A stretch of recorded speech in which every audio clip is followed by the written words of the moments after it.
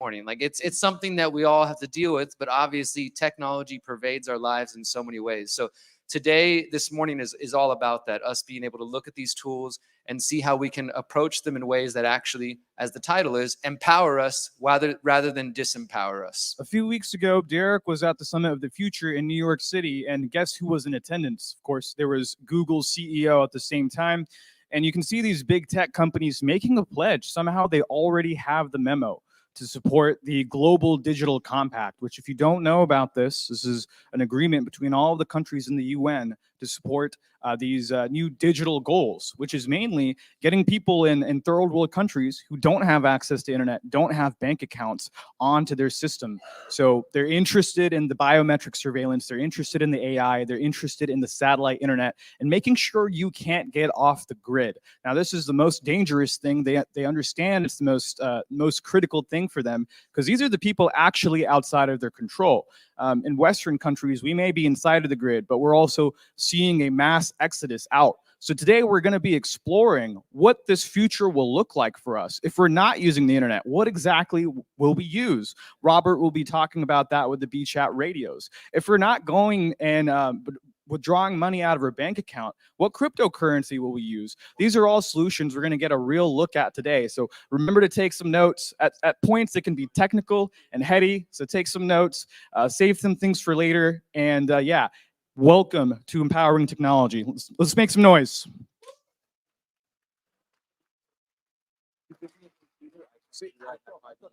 Now, word from our sponsors.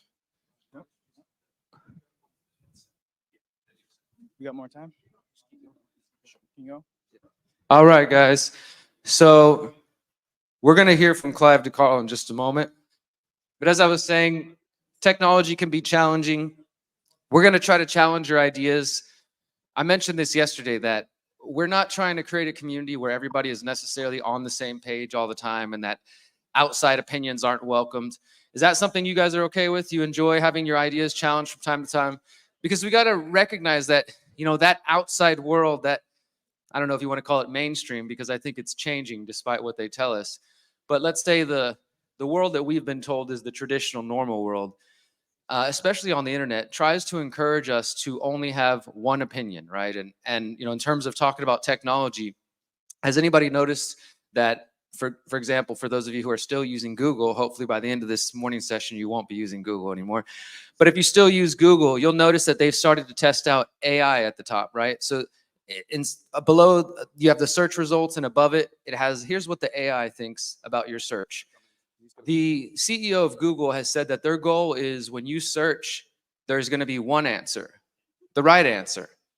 And just think about how dangerous that is, that this idea that if you're looking for information, whether it's a recipe or a fact about history, that when you search, there's just going to be one single answer there. And maybe the rest of the world will be okay with that, will be content with that. But people like us know that often that one single answer we're given is not the truth. It's, it's what somebody is being paid to tell us or paid to promote to us. And we need to be able to push back on that. And I feel like part of the way we do that is within our communities, by encouraging and allowing healthy debate and discussion. We should all feel comfortable being challenged. Doesn't mean you necessarily have to, change your opinions or believe what somebody else believes. But I think it should be a comfortable space where we can all discuss ideas. And part of that is going to be happening today in regards to technology. We're going to hear from Clive about the health side of technology. We're also going to hear, as I mentioned, from Hakeem. He's going to go deep. I hope you guys will stay for that one. We're going to hear from Rose O'Leary, who's talking about the Dark 5 project. These folks are really, really working on how do we use the internet, this thing that we know is the internet, in a truly private way, right? Because as you guys notice, and actually, I don't have to tell you guys, I came here from the US and things are getting pretty aggressive out there. But obviously, people have been arrested out here for things they're posting on social media more recently. And we saw that during the COVID-19 84 times as well, where people were being arrested for donating to certain places and saying the wrong things in certain places. So we have to figure out tools for how we can still use the digital realm, use the internet to do all the things we love, but do it in a private way, do it in a way that is going to protect our liberty. And that's what this morning's all about. So I encourage you, as our speakers are talking about different types of technology, if you start to phase out, you're like, I have no idea what this person's talking about, just barrel through and just ask questions It's okay. It's okay if you feel a little lost, because some of the talks might get technical in different ways, and that's fine. For those who attended my workshop, I was talking about the importance of exiting from systems that don't align with our values and building new systems. But if you're not a technologist, like I'm not a software engineer, I'm not a developer, I'm not a coder, that's just not my realm. But as we're doing this morning, we can highlight, we can promote, and we can support those who are building those tools. And sometimes that might even mean donating to technologists and developers who are trying to create the next, encrypted messengers or decentralized internets and things like that, because we need those tools. And the reality is the Googles, they don't need our money. They don't need our attention, our support. They've got billions of dollars. They're going to sustain themselves just fine.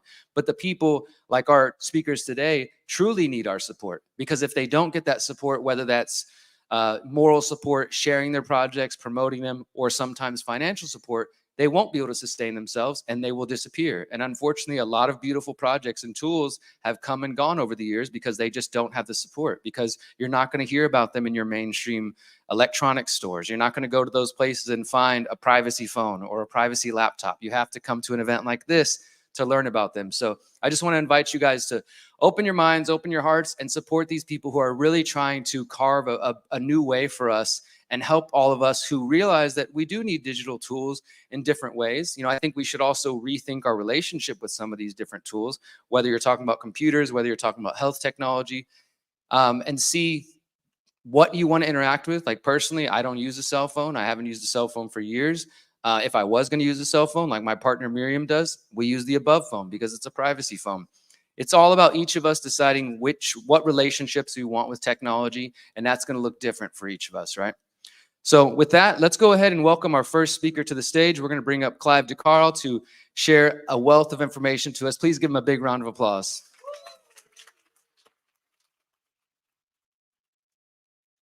Thanks, Derek. Thank you. Yeah. So thank you very much. Just to follow on what Derek was saying about Google, you know how it says, first of 350 million results or whatever it is, you try getting beyond page 40. You can't, basically, maybe 50. It slows right down. There are not 300 billion results they're showing you. They're really choosing it.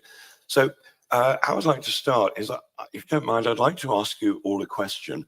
How many of you have been diagnosed with an autoimmune disease? Could you put your hands up? Okay, quite a few, thank you. So you were lied to, right? Autoimmune diseases do not exist. So let's first of all look at the word diagnosis. So gnosis from the Greek means to know. Agnosis means not to know. So diagnosis means two people not knowing.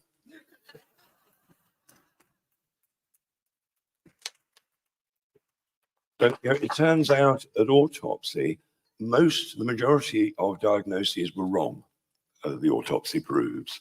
So if you've been given a diagnosis, the first thing to do is not believe it. Really. They diagnosed me with an autoimmune disease 40 years ago. I got rheumatoid arthritis after taking an antibiotic, and I was hospitalized. I couldn't walk or get dressed anymore. And they said, "You've got an autoimmune disease." No, I'd been poisoned. And I would say, all of you with an autoimmune disease, you've been poisoned. Autoimmunity is the doctor saying, it's not our fault for having drugged you earlier on in your life. It's your fault. You're fat and lazy, and your body has rebelled against you. Your body is now fighting you. You've got autoimmune disease. Your body is attacking itself. No, it's not. That does not happen. Your body is on your side. What happens is that people get nutrient deficiencies. Their bodies start not to work properly because they're nutrient deficient, or perhaps they've been toxically poisoned, or both. But how many of us have had a drug, a vaccine, whatever in our lives at some point? Now, we were told, oh, it's short term, it's harmless. Well, if the drug's cured anything, why would you need a repeat prescription? You can overdose on drugs. Basically, they're poisons. That's why doctors study for 5 or 6 years to safely give a poison. So if the drug is true, so you overdose on most pharmaceutical drugs, they will kill you. Nobody, as far as I know, has ever died from a vitamin. You can overdose on minerals, but you can't overdose on vitamins, as I understand it. Nobody's ever died. So I believe that the doctors, the pharmaceutical industry has damaged all of us, and the long-term effects are probably still with us. And the doctor is saying it's autoimmune. I don't believe that.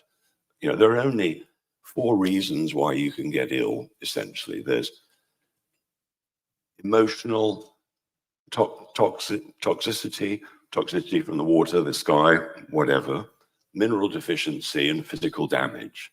You know, nobody's low on a pharmaceutical drug, but everybody's low on nutrients. And, you know, I used to have an organic farm about 35 years ago.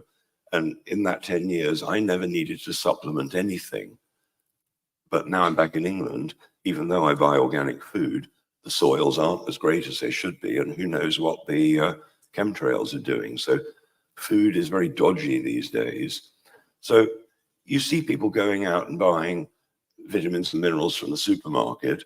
I would say in many cases that those type of cheap medications, which purport to be healthy, are probably doing more harm than good. I mean, women have been told for decades to take folic acid before getting pregnant or before giving birth. Folic acid is vitamin B9. And the thing is that folic acid is the synthetic version. Something like 25–30% of women really don't get on with that, where there's a much more natural form of vitamin B9, which is folate. And if you happen to be using a B vitamin supplement, you want to make sure it's the methyl version, the methylated version. You'll usually say methyl B complex. So why would anybody want to take B complex in the first place? Well, one of the reasons is if you're vegan, you're going to be low on B vitamins. There's very little you can do unless you're really quite knowledgeable about how to ferment vegetables to get the B vitamins that you can otherwise really only get from meat products. So the vegans say, well, look, you're cruel eating meat. And in perspective, I didn't eat meat for 25 years. I just went off meat completely for 25 years. I was around at my dad's for Christmas dinner and he had roast goose. And I thought, wow, that looks good. And I went back to eating meat again. And I think I feel better for it. It's very surprising, the meat thing. You know, if somebody who was, let's say, overweight, needed to detoxify, I might say, look, a organic raw vegan diet for a month might be right up your street. You know, that you might really benefit from that. But if somebody's, let's say, very thin, really having trouble eating, maybe having trouble digesting it, and they're just getting weaker, I'd put them on a carnivore diet primarily. And I've seen people who've had, let's say, 15 years of IBS, tried every diet in the world, went carnivore and fixed it, like in a day. With autistic children, you know, one of the subjects that they hate you to talk about. One of my favorite people in the autistic world is Kerry Rivera. She wrote the book, Reversing the Symptoms Known as Autism. And she had to wear a bulletproof vest for quite a while after writing that book. And for years, she used to say that CDS, chlorine dioxide, was the #1 thing to do for autistic children. Now, after I think 19 years, she's changed her mind. Now says the carnivore diet seems to be the thing that helps the autistic children the most. I'm not saying a carnivore diet is for everybody or long term, but it's very interesting what it can do. The person, by the way, that first, you know, I saw cured with the IBS with the carnivore diet, he also did a glutathione IV drip. As it turned out, he'd been living on a main road and his body had become allergic to the petrol fumes. And so 2 IVs of glutathione fixed it. So, by the way, some people might think, oh, well, in that case, why don't I take a glutathione supplement? So the liver makes glutathione, and it's the ultimate anti-inflammatory, for instance, that the body can make itself. But if you gave the body glutathione for more than a month, the body would stop making its own, understanding that you're putting it in and it doesn't need to. So some time ago, I made a supplement which is all the ingredients that the liver needs to make its own glutathione properly. So if you suffer from inflammation or you think you've got liver problems in any way, the product we do is called Glutathione Builder. And for some people, it's incredible. Um, 40 years ago, when I took the antibiotic, I realized I had to find good quality supplements. So I started researching where you can get them, and it's really difficult. You know, Holland and Barrett, for instance, used to be owned by the Carlyle Group. Solgar used to be owned by the Carlyle Group, and if you don't know, they're specialists in arms deals. So you can trust. You know, now they've sold it to some other corporation, but you really got to be careful where you're sourcing your products from, because as you can imagine, like it happened with medicine 100 years ago, the Rockefellers and so on went to all the teaching hospitals and said, look, if you stop teaching that old rubbish, electrotherapy and herbalism and so on, and start teaching the new wonder medicine of chemistry, we'll endow your university with $10 million. And pretty much every teaching hospital in the world took the money, or in some cases got arrested. You know, a lot of the, at one point, Harry Hoxsey in the States was curing 5,000 cancer patients a day, and he had to leave the country because of, what happened. Loads of the supplements I used to recommend are now illegal. They're banning them all the time, because as soon as people find out the value of some of these things, they don't want you to have them anymore. I mean, the first time I noticed it was iodine.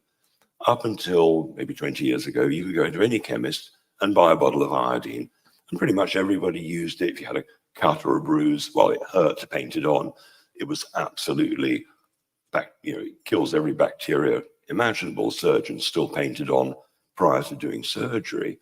But people were finding out that it was reversing things like the menopause, fixing people's thyroid, fixing dry skin, fixing brain fog.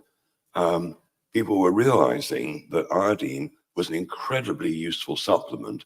And the iodine that I sell, for a bottle lasts a year, and it's £20. £20 a year, that's a real threat to the pharmaceutical industry, who are making, probably, I'd guess, billions of pounds just on thyroid medications.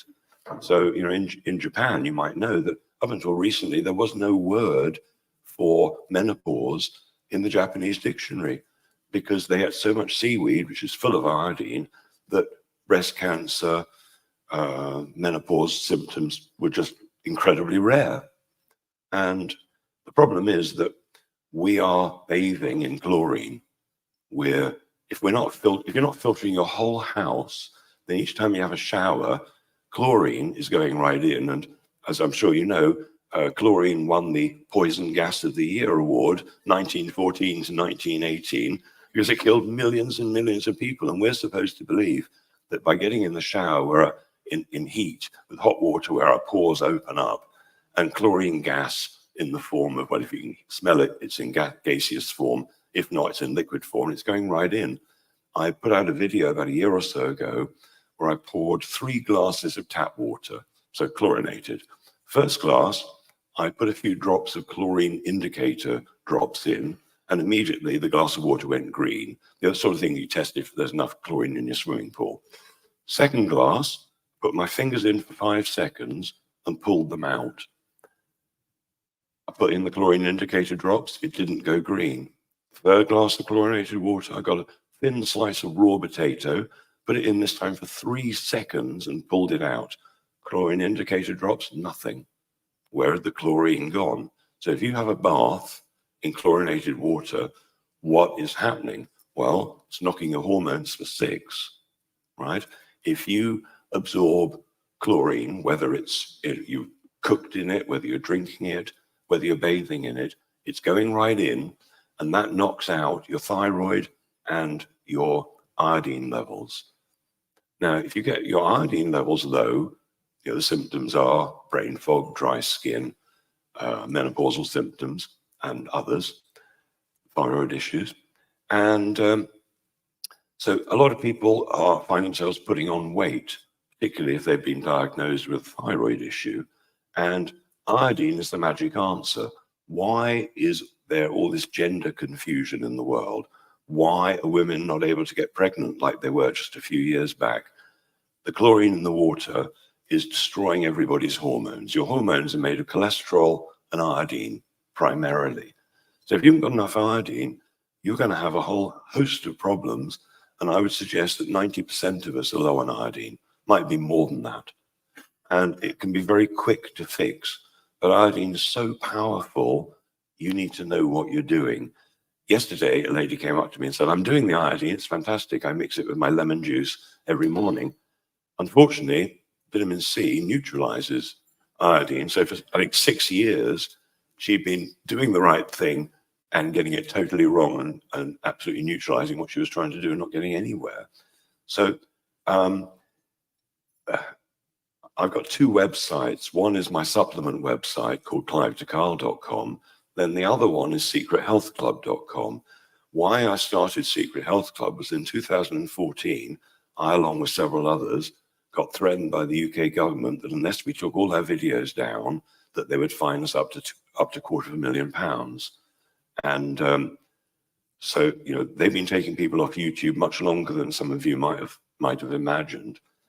Anyway, I thought, well, tell me this, I'll start a private members club where I can tell the truth, because on the Clive to Carle website, I can tell government-approved truth. But on Secret Health Club, I can tell you the truth, or as I see it anyway.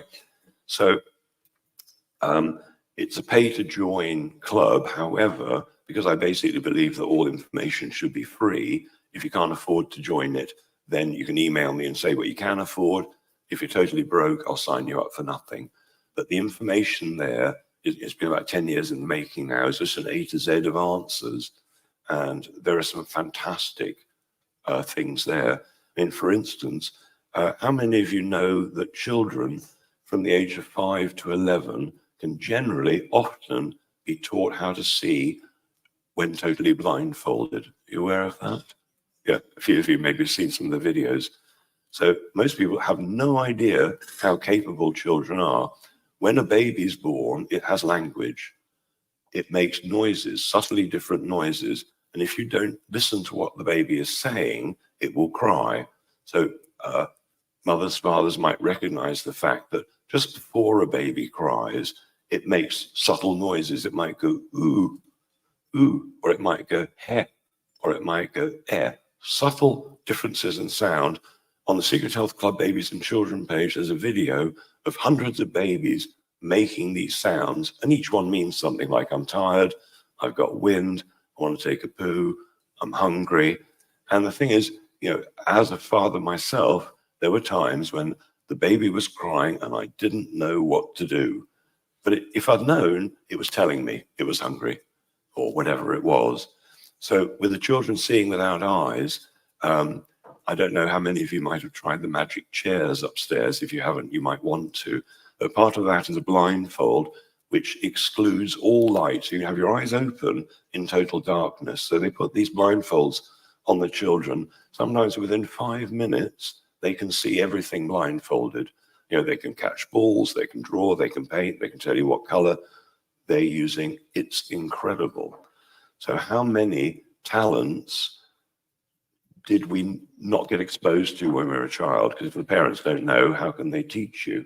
So with the children who have been understood from day one of birth, of course, they cry much less, obviously, talk much sooner, because the communication with mum and dad has been constant. But with the babies whose parents don't understand this means of communication, if you ignore them for 3 months, they stop giving you the message and just cry without telling you why first. So there's lots and lots of information on the Secret Health Club, and I really recommend it's worth going to, because it's a great repository of information. We're just perfecting a little hard drive which is interactive. So if for some reason the site got taken down, you can still have the little hard drive, so cheap, to keep the information, because people make the mistake of going to doctors. You know, doctors aren't taught cures. You would have thought they would be taught cures, or at some point in the 5 or 6 years, you know, they bring on healthy people and say, tell them your great secrets. One of the secrets I liked was they interviewed this 122-year-old woman recently and said, you know, what advice have you got? And she said, if I'd known I was going to live this long, I would have looked after myself better. So another story I like is this woman who's suicidal. And she goes to the medicine cabinet looking for something really dangerous that she can overdose on. And she spots niacinamide. And niacinamide, I think, sounds pretty dangerous. Anyway, she necks the whole bottle. So what niacinamide is, it's vitamin B3, the non-flushing form. So she takes the whole bottle and her depression's cured. So what's interesting about vitamin B3, niacin, is that it is part, well, the biggest part of the answer to schizophrenia and bipolar and depression in general. Good example is Bill W., who founded Alcoholics Anonymous. He was a depressive and he tried everything, tried all the doctors, and eventually, as you know, he got sent to a psychiatrist, obviously, and he picked the right psychiatrist, a guy called Dr. Hoffer. And Dr. Hoffer gave him vitamin B3 every day in bigger doses, got up to about, I don't know, 3 grams or something, which is an awful lot, and 10 days or so. And his depression was completely cured.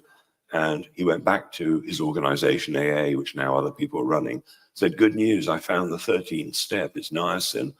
And they ignored him because they didn't believe in that vitamins were the answer. So the B vitamins are amazing.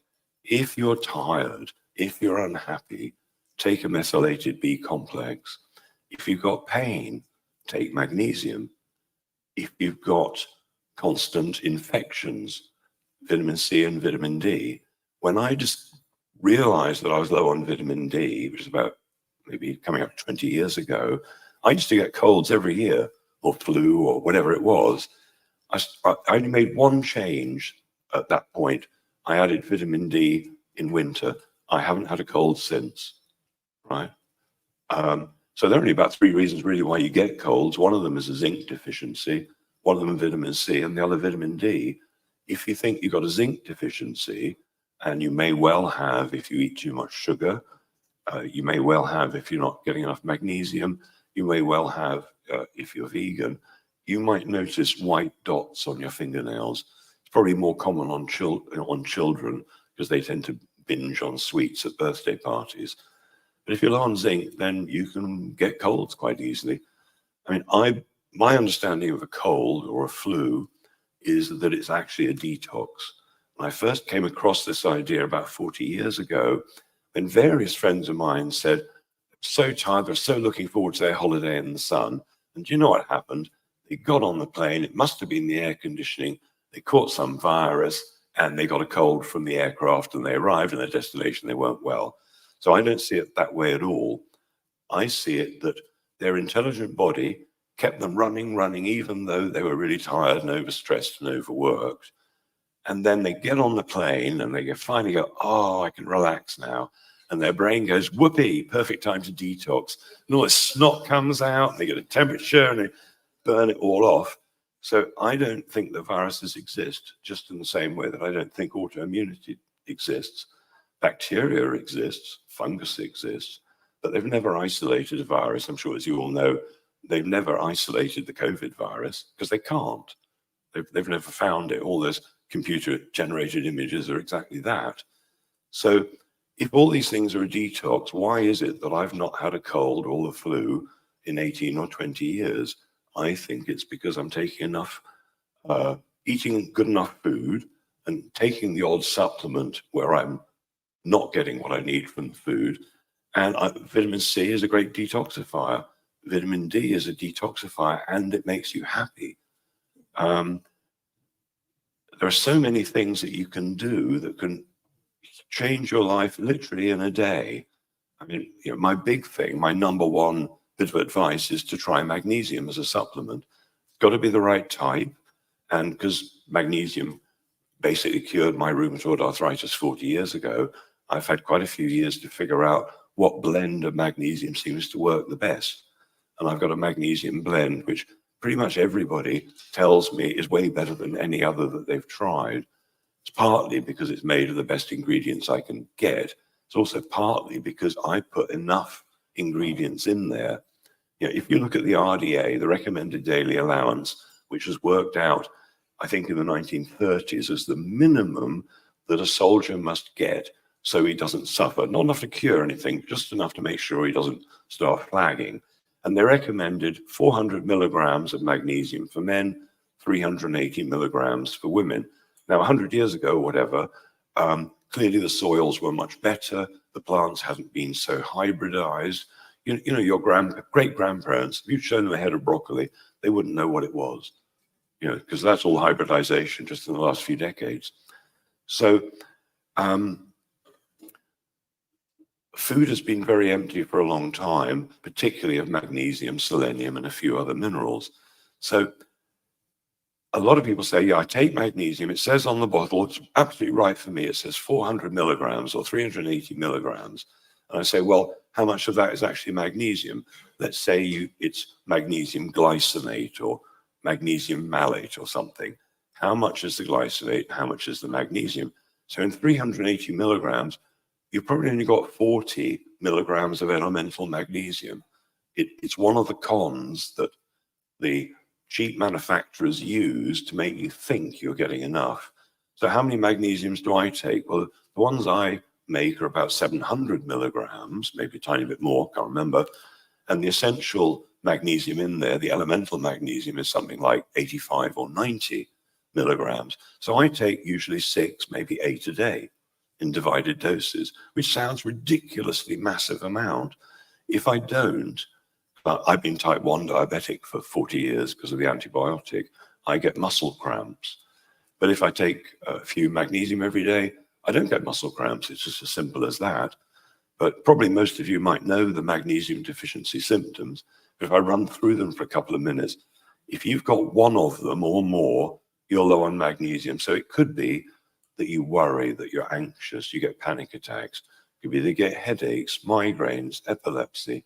Could be you get heart arrhythmia, that your heart races for no reason. You might have had a heart attack. You might be constipated. You might get twitches. You might get menstrual cramps, muscle cramps. You might get restless leg. I could think of more, but probably some of you have got some of those symptoms. Now, if you've got a muscle cramp around the heart area, they call those heart attacks. So everybody's low on magnesium, partly because stress, to combat stress in our lives, we burn up magnesium. So we're all stressed much more than I believe would be natural, what with 5G or whatever it might be. And so everybody's magnesium levels are at rock bottom. And I stepped out of the bright lights and the cameraman is saying, get back. So really everybody's low on magnesium. Really, I'd suggest probably everybody in this room. And it can be life-changing. I had a suicidal lady a few years back, and I said, look, take 2 magnesiums almost as many times as you like today. Why don't you try 2 6 times a day? Why don't you take 12? She rings me up 8 o'clock the following evening, so I've taken 24, and I'm not suicidal anymore. Right? I mean, it's super quick. I've had people who, within minutes, hours, their joint pain, muscle pain has gone away. And if you're having a muscle cramp and you, let's say, take the liquid magnesium and rub it on wherever it's happening, it'll stop like 5 times faster than it would if you hadn't done anything. Let's say somebody is having a heart attack and gets rushed into the emergency room. What do? They inject you with magnesium, because in seconds it stops a heart attack. Calcium makes the heart contract. Magnesium allows it to relax. So magnesium is the best calcium channel blocker. So let's say somebody's got arthritis. So what is arthritis? It's a buildup of calcium in the joints, which leads to inflammation, which is painful. Calcium dissolves magnesium. So when I had rheumatoid arthritis, the reason I got over it was because I was taking magnesium. All the calcium went away, and I looked like I was 90, 40 years ago, and I haven't had a twinge since, basically. The wonders of magnesium. Vitamin C, really almost every dangerous health issue can be overcome with vitamin C. Magnesium makes vitamin C work properly. Vitamin C makes magnesium work properly. Vitamin D is part of that triumvirate. And basically there's a synergy of minerals and vitamins, essential fats and amino acids that work together. So If any of you attempted to consider experimenting with supplements, I know a lot of you already will be. I've got a pack of 10 supplements, which over the years I reckon are the 10 most valuable ones that almost all of us are low on, because we're all mainly low on the same stuff. And so there are 10 bottles that cost £169, but a lot of them are big bottles. There's 180 capsules of magnesium, not like 30 or something. There's enough that you can really test yourself out. It's called the 30-day rejuvenation pack. And often if you're a couple, there's usually, there'll be enough probably for 2 of you to get a really good idea if it's going to help. Because if you take the right dose of the right quality, and you really should notice a difference very, very rapidly, particularly with the powerful ones like iodine. So over the next, this afternoon, I'm doing a talk, a workshop rather, and then another one the next day. Basically, I'm going to be talking more about supplements and how to figure out what you need, which are the ones that are really important and, if you like, really inexpensive and affordable. Because there are loads of ones that are more expensive than others, but with some you don't need very much. I don't know how many of you are trying methylene blue. Methylene blue is basically the first pharmaceutical drug. It was invented as a blue dye, and microscopists soon found out when they had live specimens, bacteria or whatever, that when they dropped the methylene blue on hoping to dye it blue, it just immediately killed all their subjects dead. So they quickly worked out at that point it was the best cure for malaria because it kills bloodborne parasites. But the main thing they're using it for now is brain function. People with dementia are having recoveries. With dementia, you've got to do a lot more than just methylene blue. But a lot of people who try it, on the first day, they notice their brain working better. It enhances neurogenesis. New neural pathways can be created. And so I got a letter a few months ago from this lady who tried it. And she said she was a bit nervous because she used to get fits every day. And so normally the recommendation is 6 drops in a glass of water, but she didn't feel nervous about that. So she took 2 drops in a glass of water. And she wrote in the letter that day she had more fits than she'd ever had in her life, but that she felt happier with every fit that happened because each one was diminishing in intensity. The next morning, she takes 1 drop, and she wrote to me 3 weeks later saying she hadn't had a fit since, and she'd been having minor fits her whole life. So some of these things are quite powerful. Other interesting ones, I've had several people who tried the liquid selenium that I make, which is very different to the regular selenium you might get in other forms. Several people have said things like, my hair color came back. Hasn't worked for me. Several people who said I'm no longer an alcoholic. I had one guy who'd been on ADHD medication for 18 years.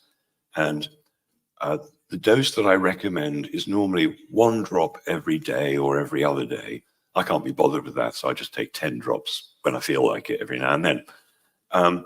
Anyway, I told this guy to consider taking 20 drops for 3 days only. He chickened out and took 8 drops. After 3 days on 8 drops of the selenium, he stopped his ADHD medication. In 18 years, he'd never been able to do it successfully. It was so addictive, he'd go right back on it again. Comes off, no problem, stayed off. So how does that work? Because it does the same with methadone, heroin, number of pharmaceuticals. And how it works is, let's say the drug addict or the alcoholic decides to go cold turkey. They give up. The alcoholic gets the shakes, delirium tremors. The heroin addict is really suffering. And they believe it's through lack of the drug. It's not.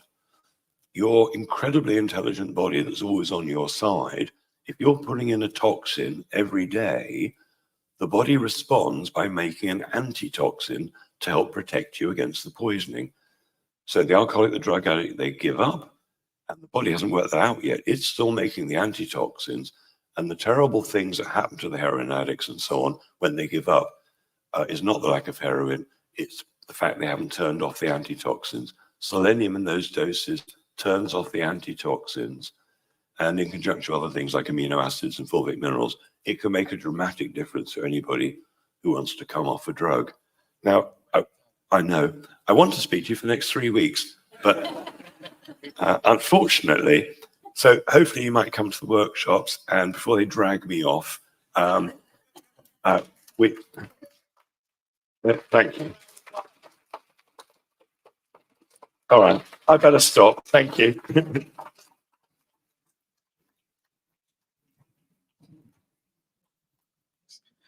All right, give it up for Clive one more time. Definitely check out his workshop. He is full of knowledge. All right, we're about to roll into our next speaker for a second, but I want to invite the cool-looking people leaning up against the back wall to come on down. No one's going to bite. Come on, have a seat. Let's make some room for more people. And I am very excited to announce our next presenter. This is someone I've been talking to for over 2 years now. I've been seeing the growth of their company from a few scrappy guys in a garage to now becoming a full-fledged startup. And it's really exciting to see that, because these guys have the heart, they have the ethos, they have the agorist mindset. And that's exactly what I look for when I see technologists building a new world. So Beechat is a company that is working on decentralized radio networks, mesh networks.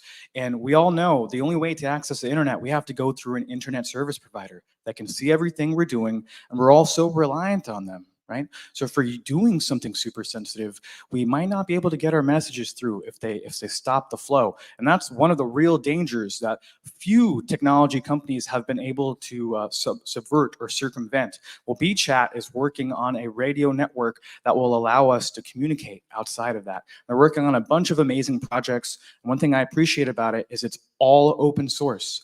They're giving it back to the community and allowing the organic nature to come out. So we're going to hear from Robert Raduta, co-founder of Beechat. Give it up for Robert.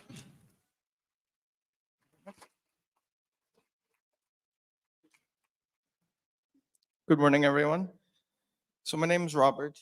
I'm the co-founder of Beechat and the CEO. And I want to start this morning by thanking everyone for being here and thanking everyone for setting up the event.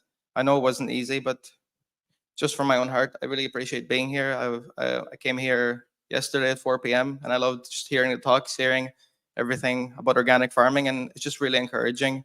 I have 2 boys, and it's just really encouraging raising children and having a family and trying to live in this world. And it's very encouraging to see so much love and so much positivity and focusing on solutions. Yeah, so I want to thank everyone. I knew I was going to come and speak here for about 2 months, and we all know problems. So I want to focus on solutions. I don't want to talk too much about what problems we're facing. You know, we all know what they're doing. But even in the last 2 months, it was already mentioned, there were some riots. I don't want to say too much in case the police shows up here. I'm in mainland UK now. So yeah, so people were tweeting and they were being arrested for that. Andrew Torba, the CEO of Gab, which is like a Twitter alternative, they've been showing around some arrest warrants for him. Pavel Durov, the CEO of Telegram, which, if you don't know, it's another encrypted messaging platform. He was arrested, and George Soros announced that he's buying up over 200 radio stations in the US. I think he knew I was going to talk about radios today, so that's why he's doing that.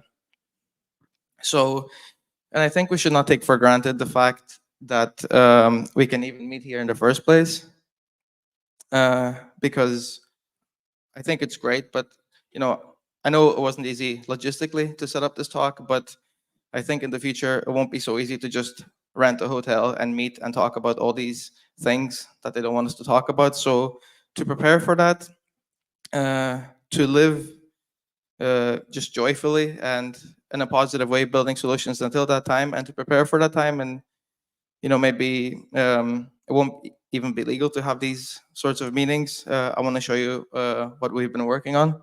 And is it possible to get the slides up? Yeah. So I want to talk about how we can opt out of the technocratic state. And you can call it technocratic state. You can call it tyranny, fascism, communism, whatever you want. We know what the bad guys are doing, so let's not get bogged down on on the words. We're all human. We all have the same problems, and we all need the same solutions. So, point at you. It's there we go. So first, I want to talk about why we're called Beechat. I was already asked a few times yesterday as I was walking around if I work with bees. We don't. But so the history of Beechat, and I really appreciate Hakeem, giving you a bit of our history. But I want to be careful. Don't be put off by the word startup and company. It's we're just Nick is the founder, and he's getting married today. That's why he's not here. I'm the co-founder, so we're just some people, and we just started building something that we wanted. So it just started with this idea of, okay, so you're on the internet and you're saying something, and they ban you. Okay, start your own Twitter, but then they cut off the payment system. Okay, start your own PayPal, but then they cut off that. Okay, start your own bank. Well, you can't. They'll kill you at that point. But yeah, so it started with the idea of what's the most foundational thing you can build. So we got to the point of you have to build your own internet. You have to generate your own electricity, your own frequencies. I'll try not to get too technical, but that's what we're doing here. So the reason it's called Beechat is we started using off-the-shelf products, off-the-shelf hardware, and one of those chips was called the Zigbee chip, which was sold by a mainstream company. And so we just called it Beechat, partly because at the time, you know how it is when you start looking into things, when you start waking up, it's a lot of information at once. I was also looking to why bees are dying. So obviously there's pesticides, there's chemtrails, but there's also 5G and strong frequencies, killing off all the bees, and it ties in with the farming stuff. So yeah, our radios are nicer to the bees as well. So that's why we're called Beechat.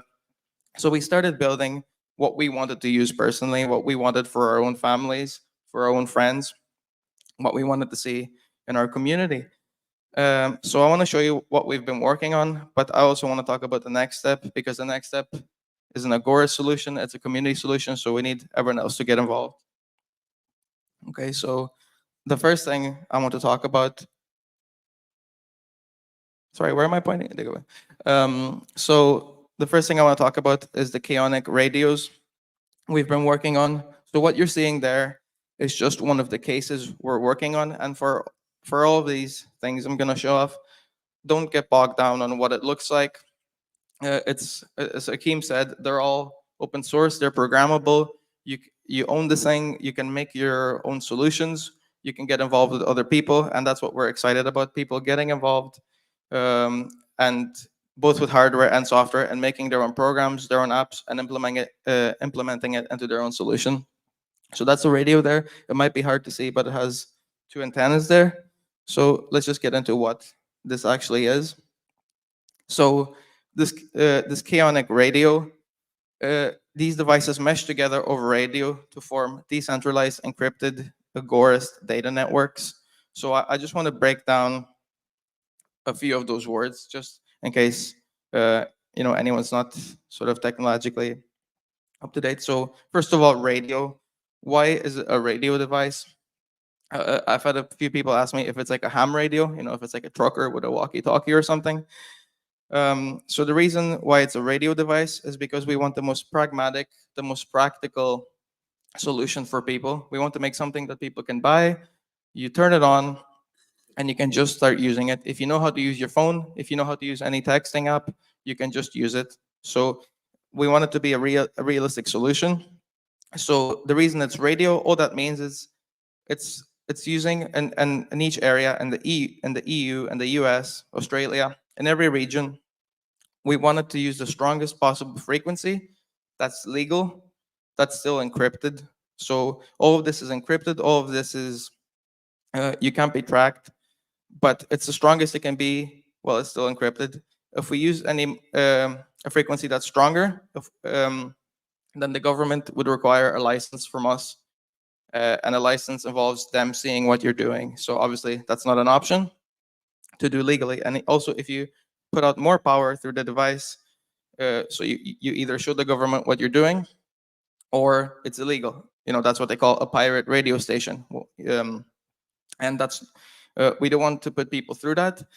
I'll get through the features later. The device can put out more power, but we're not going to put people in that situation.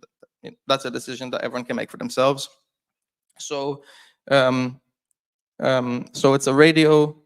Um, it's a radio device. The meshing part of it, if I can go back to that diagram. Yeah, so it's a radio device, and the meshing aspect of it, I should have labeled this diagram. I was told once that a diagram without labels is just a picture. So I probably should have labeled this. So imagine you're the little device on the very left, and you want to talk to the person on the right. So see, if you can't reach, if your radio doesn't have enough range to reach the other person, each device meshes. So each device acts like a relay and passes the message on. So your message can go up or down to reach the person on the right. If something happens with one of the devices, if it gets broke, if it gets lost, if they get arrested or something, your device can still reach the other person. So that's the great thing. This is what makes it decentralized. This is what makes it uncensorable, is the fact that there's no centralized point. The more people have the device, the stronger the network is. And imagine if everyone in this room, say we all lived in Bath, if we all had this somewhere on our property and we planted a few more, they wouldn't have enough resources to go and hunt all of these down. So this is where the community aspect comes in and everyone getting involved. The encryption aspect of it, all that means is it's peer-to-peer encrypted, which means there's no surveillance. They can't see what you're saying. If you're sending a message from one point to the other, only the other person can see what you're saying. So nobody's going to be taking your data. Nobody's going to be spying on you and taking your information. And the agorist or agorist aspect of it is the fact that it's easy to run. It's ideal for off-grid setups. It's very easy to keep powered with a solar panel. It doesn't use much power, so it's ideal for off-grid setups and for disaster scenarios as well. And you own your device. There's no subscription. It's you just buy it, you own it, and then you can get involved and do whatever you want with it. So I want to get into the features of the device. So, and again, I don't want to get too technical, but so the speed of it. So we're called Beechat because we're using off-the-shelf hardware, but now we've spent the last couple of years, as Hakeem said, building our own radio chip from the ground up. So it's the best speed and range on the market. If there was something better, we would just be using that for our family. We wouldn't be spending our time making this. So it's up to 10 times speed and range compared to other radios. The actual legal limit will depend in the region where you live, whether it's America or Europe. But again, it's up to each person how they want to implement the device. It's got a Raspberry Pi, which means it's fully programmable. So as we'll talk later, there's already a demo, which I want to show later. You can already send texts and make phone calls over this, not like a walkie-talkie, but real-time phone calls. But the idea is that people are that you're able to make your own apps over this, and there's already so many great solutions that I've heard about that could just be implemented over this. Yeah, so what that means is, so there's 4 data channels, so you can make calls, and people can just sort of drop other apps that exist onto it. So because this radio is empowering technology, it's sort of weird to just talk about it by itself as technology. So I want to talk about how our solutions tie in with the other themes of the People's Reset. So how does this radio help you to liberate your mind, body, and soul? How does this radio help with permaculture and food independence? And how does it tie in with setting up an agorist network and the conscious community? So the mesh architecture of the radio, as I said, it's ideal for an off-grid situation. It's an ideal political tool. It's an ideal anti-tyranny tool because, as I've said, they can take a few of them down, but there's more of us than there are them. So if we're all in it together, it helps everyone. So they would have to knock on everyone's door. If you're planting them in trees, on lampposts, on people's property, you can really overload their resources. So, I'm gonna say informational warfare. I don't want to say InfoWars because Alex Jones is having his company liquidated. But uh, if you want to look at it as a sort of informational warfare sort of metaphor, this radio is like a rice farmer with an AK. Okay, so they're everywhere and bushes. It doesn't matter if they have fighter jets. Okay, so yeah, so it's ideal for disaster scenarios, not just from an awake perspective, but think this is where the conscious community aspect comes in. Say you're in Florida and there's awake people in Florida and you're planting these and a hurricane happens, all the power goes out, no phone signal, no internet. If people just have this, they could just connect with it, and they could still be in touch with their loved ones. They could check up on them. You could have an automatic app. Someone could make that, and you could just press a button and you can know that your loved ones are okay. So it's not just for the awake sort of community. We could plant this and actually have you know and help people in our community as well, and the wider community. Yeah, and the great thing about the mesh architecture is that, as I've said, all these CEOs are getting arrested. And as soon as Pavel Durov of Telegram was arrested, a whole bunch of pages, a whole bunch of people on Telegram were banned. Their information was handed over. What happens if Nick, who is the founder, or me get arrested? Well, if all of you have this already, nothing. They could torture me. They can do what they want. But there's nothing I can sign over. To get this taken away from you. So yeah, that's another reason, as Hakeem mentioned, why it's all decentralized and open source. It's not just so you can have a great solution. It's also to give them less of an incentive to torture me. So I'm really passionate about not getting tortured. Yeah, so organic farming. When I was making this presentation, I thought this was going to be a small thing. I thought I would just throw it in here because I see that little tree icon on the website. But I was encouraged and discouraged yesterday about the organic farming aspect, just farming aspect, food, and just it's a lot more alive than I thought. The movement behind it, but also a lot of the difficulties involved with it. So a lot of the questions, I don't know if the organic farming people from yesterday are here, but yeah, a lot of the challenges that they were talking about. So the business aspect of it, the fact that it's not sustainable. It's you have to make money. If you want to help people, you have to do it full time, and to do it full time, you can't be going to your day job to do it. So you could have an app that to tie in with your local area. Say you're growing something and you take it off. I'm doing all the squash, you're doing all the tomatoes, and you get together. You could have an app that automatically plans, well, this is when the harvest is. So over time that could grow, and it could be a very easy thing. And to be honest, one of the questions yesterday was, how do we get young people into cooking and growing these things? I would probably be too lazy to keep track of when the harvest is and stuff. So to have an app like that, I think you could get a lot of young people. It would just be one less, sort of stumbling block for them to get into farming. And actually, I was looking at Wikipedia a while back, and they have GMO skepticism and seed oil reluctance. So if you're reluctant about eating fried seed oils, and if you're skeptical about GMO, it's on the same list of conspiracy theories as Bigfoot and flat Earth. Okay, so, and I'm not saying anything about Bigfoot and flat Earth. We can discuss that later.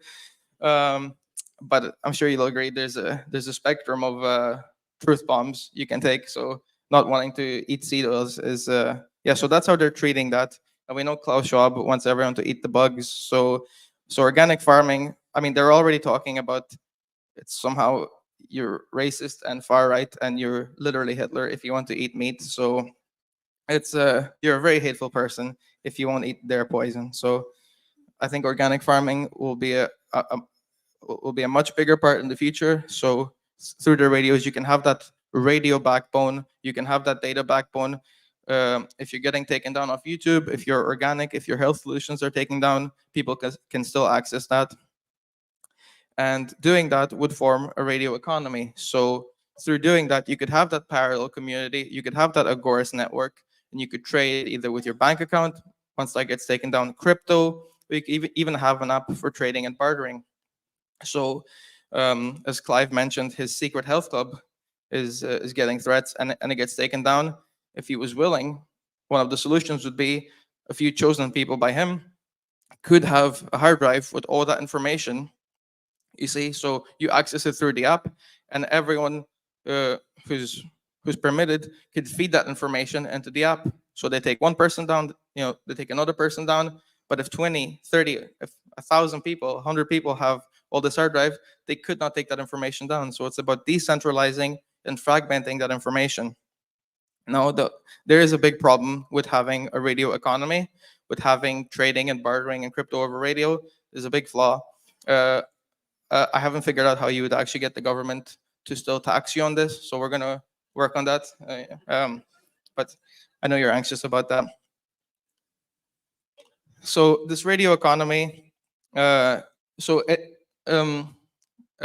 what we have now is we have texts and calls, and we're going to work on crypto trading as well and different things. But the main thing is, for me, is that it's a radio development platform. So again, it's so many things have been mentioned here today and yesterday already that I thought, man, I should have been up to date with this. I try to do this full time, and I'm still falling behind. I'm sure some of you are as well. So this is where the community aspect comes in. The open source data platform.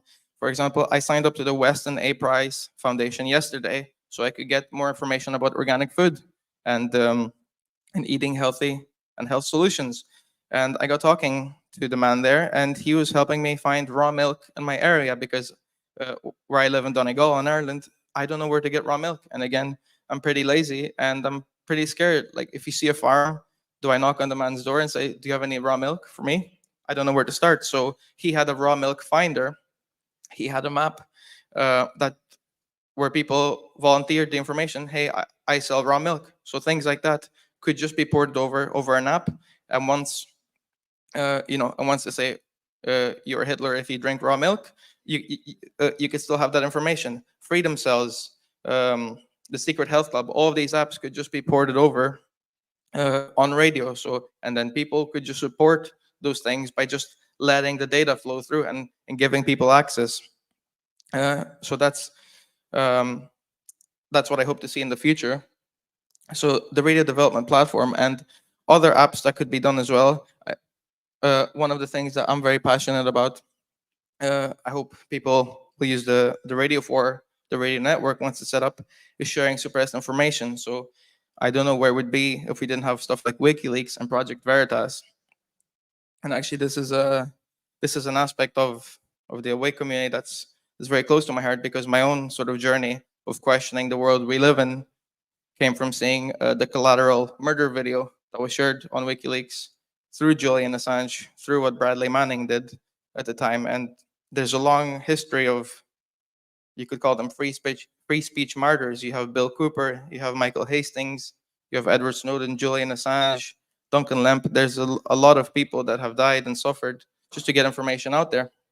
And not just life and freedom, but there's a lot of people, working on good information. You have James Corbett, you have Mothi Buddha, you have a lot of good documentaries that it's hard for people to get access to. So if these people are putting their lives out there and putting in the time to bring good information, it's just simple respect to actually have a platform for them, to get it out there. And yes. So there's a lot of momentum. There's a lot of blood that had to be spilled for us to know what we know. People jokingly talk about red pills and truth bombs and things, but it cost lives to, for us to be here.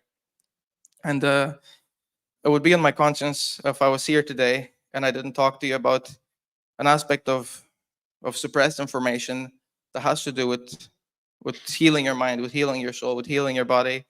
It would be on my conscience if I didn't talk about the Bible. So a lot of people, I'm sure a lot of people here have some sort of framework of good versus evil. Whoever your they is, they don't want you to know this.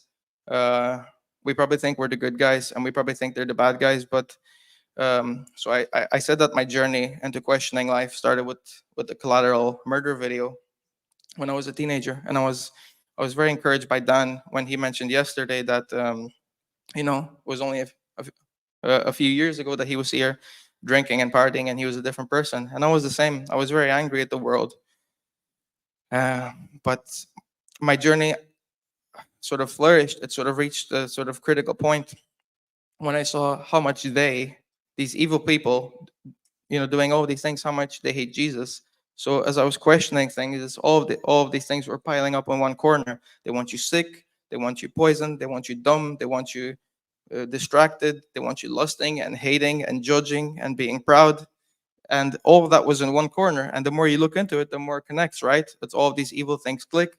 They fund each other. They have the same blackmail islands. They have the same evil beliefs.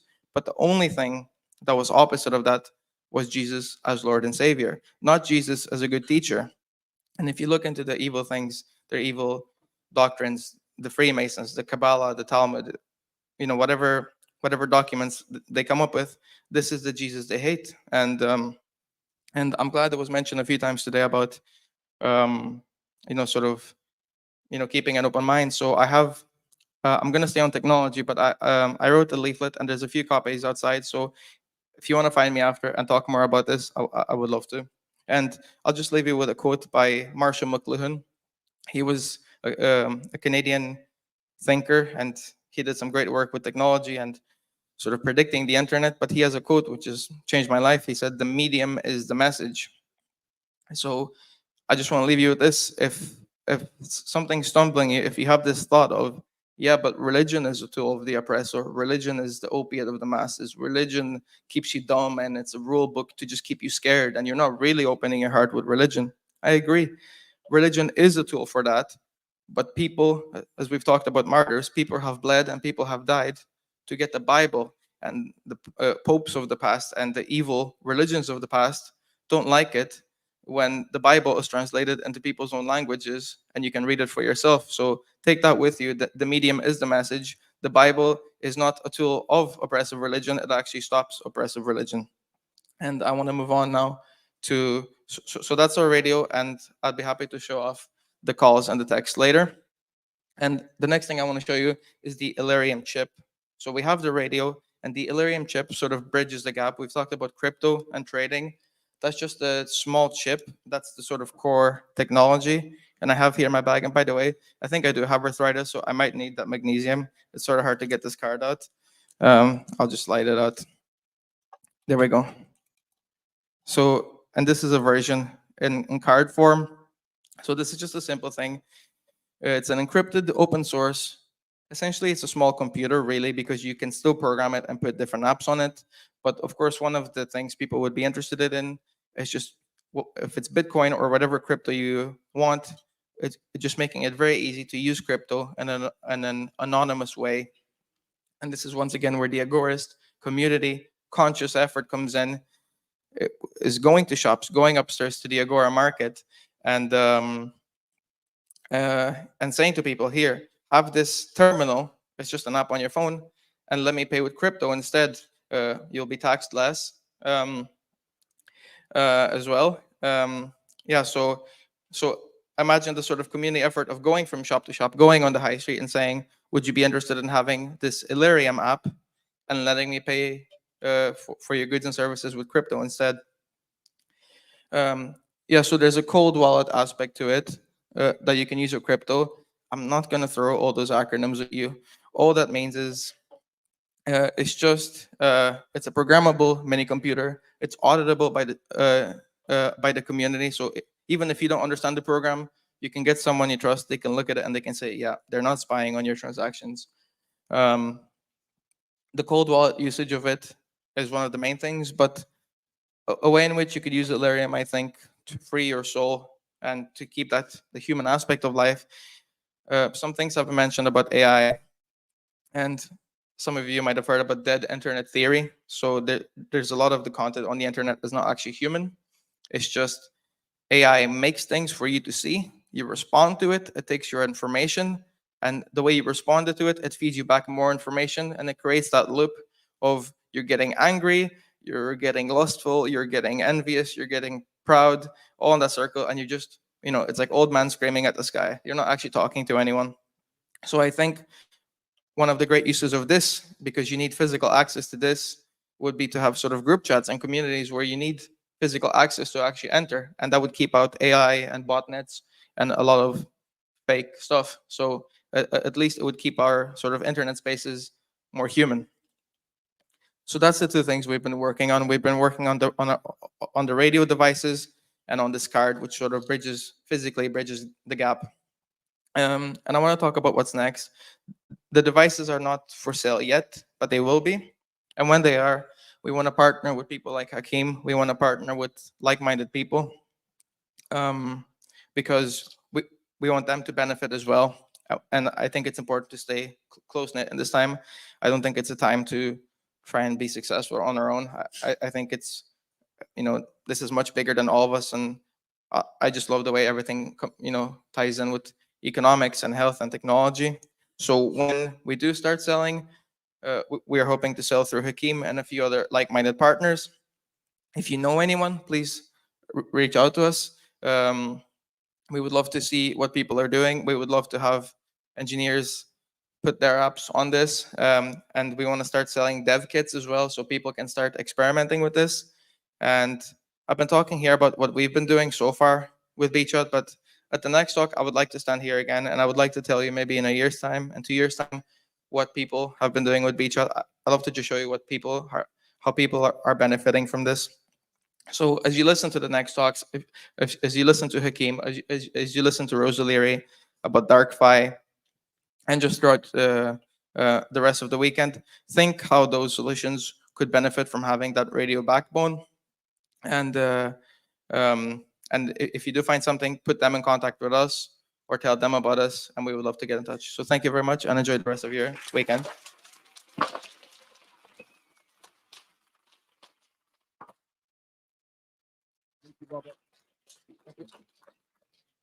Thank you, Robert. Really illuminating talk. Now, I think as Derek said, even if you're not technologically minded yourself, I'm hoping you understand the core principle in the surveillance culture that we're emerging into. Just knowing that there are people who are technologically minded working on to these solutions of our time gives me incredible hope. And as Derek also alluded to, I share the view that we do need to address our balance with technology and nature and how we live our lives, which is really interesting for the title of our next talk, which is Rewilding the Internet. When we think of real wilding, it really means about restoring natural processes. And in some ways, that's a reclamation of all the things that have been tainted or corrupted. But in this environment now, the technological environment, we can either be liberated by technology or we can be constrained by it. And it's down to us which path we take. And again, I take real pride in the people that we've brought here today to show you that there are people blazing that path of liberation to help ensure that the web of the future, the digital tools of the future, aren't the traps that are being set in the mainstream solutions today. So it's my pleasure to introduce you to Rose O'Leary. She's a programmer. She works with DarkFi. She's an artist turned a writer. She's a philosopher, I would say. And she's going to be coming here to share about some of the work they're doing to secure our privacy and our freedoms in the online world. So please welcome Rose O'Leary. Thanks very much. Hello. Is the mic on? Yeah, can you hear me? Perfect. So thanks very much for coming to my talk. I just want to get a sense a little bit of the crowd before I start. So how many people here have heard about DarkFi before? DarkFi, the project I will present. No one, or very few, very few. DarkFi, yeah. Okay, it's new to you guys, so I'll try to break it down. Then also, just as a kind of general context, how many people here would describe themselves as technical? Okay, so many more people than know about DarkFi. And how many people, out of curiosity, would take a more like anti-tech stance? Wow, fair enough. So that's the majority of people, I'd say. Just saying for the live stream. Okay, so I'll get started with the talk. Oh, wait, how do I go back? Yeah. So I'll just start here. So this talk is going to have two basic parts. First, I'm going to tell you a bit of a story as context about trying to understand how we've gotten to this point that we're at now. So what are the processes and patterns that have brought us here, and trying to analyze that a little bit. And then in the second half of the talk, I will introduce you to the project that I work on, which is called DarkFi, and why. So I'm hoping you'll kind of follow my logic as to why I see this as potentially helping to reverse some of these patterns and processes that we see playing out over the last 500 years and more. Okay, so this is a graph of some data that I collected.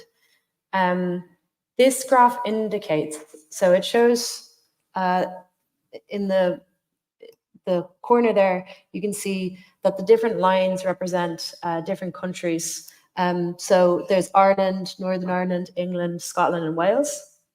These are tracking the number of local governance structures per capita since 1900 and up until 2020.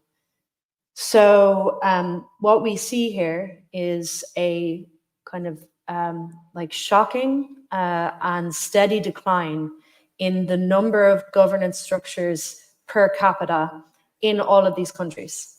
And I will also point out that this is a kind of a snapshot of a local environments, places that are close to us, but it's representative of a much broader global process.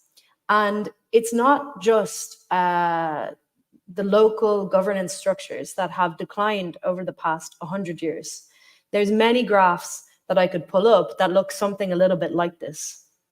For example, if we were to start trying to measure the decline in linguistic diversity, so like the different languages being spoken, the religions being practiced, the cultural kind of richness of societies. If we were to track ecosystem biodiversity, the number of species, plants and animals, we would see similar downward kind of trends, a similar kind of downward spiral. So it's a snapshot of a broader phenomena, but it indicates there's this process that's ongoing that I call desertification. So it's kind of like a tendency towards the more simple, more globalized, and the kind of less pluralistic and multi-centered phenomena. So yeah, I wanted to point that out. I also want to mention this is a snapshot of 120 years, but if we were to zoom it out over the past 500 years, I think we'd see an even more kind of stunning image. So I want to give you an insight into what happened over the past 500 years and more recently over the past 100 years that have led to this kind of these global processes of decline and what I call desertification. So this is a one angle on a multifaceted story that doesn't even start 500 years ago, but in fact starts more like 5,000 years ago. But we're just going to take this simple view on it today. Where'd my image go? Oh yeah, there it is. So we have in the past 500 years, the emergence of what has been called nationalism, but we can also call it nation-stateism, because nationalism is kind of a loose term, describes many things. So it's more about there's a particular type of way of organizing society with the nation state at the center that really came into the fore over the past 500 years. And before that, there was a different thing. There was feudalism. And before that, there was kind of the Roman Empire and different kinds of empires. So the past 500 years has been this nation state era. And what's interesting about this kind of nation state, modern nation state era, is that we see this feedback loop that I've illustrated here on the slide. So in the early stages of the nation state era, we have countries kind of developing this new image of themselves, which is a kind of expansionist identity. So they want to become a global empire, essentially modeled on Rome, and they have this sense that they are of the place that defines freedom, and the people within their kind of constituency are free, and they want to expand the freedom that they offer into other countries. So this is what can be called imperialist nation-stateism. So it's a kind of expansionary nation-stateism that wants to kind of subsume other countries into its remit. So England is a good example of this, the early stages of the British Empire, which was very expansionary and had this notion that England was a free place, its citizens were free, and England could free other places by taking them over. And this is part of the process that happened of like the loss of language, the loss of cultural diversity, even the loss of biodiversity. A lot of this comes from there. But what's interesting in this loop, I mentioned on the slides, is that the imperialist nation-stateism gives rise to a kind of reactionary form of nation-stateism from the countries that were, invaded and so on. So what happens is initially the nation-state, first kind, expands, and then the people inside those nation-states that have been kind of taken over by the imperialist nation, they realize that they are a province in an alien dominion that they don't want to be part of.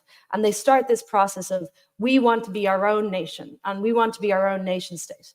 And this is a kind of liberatory nation stateism, which emerges in, so the example that I gave earlier was England as a kind of classic example of the imperialist nation.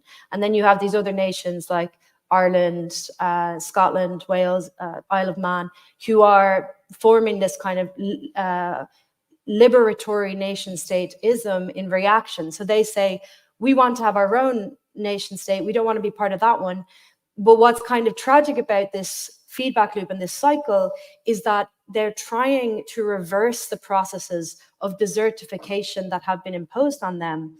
But by reverting to the same model of nation stateism that was introduced to them by this new kind of invading force, they are actually accelerating, and they take part in accelerating those processes of desertification.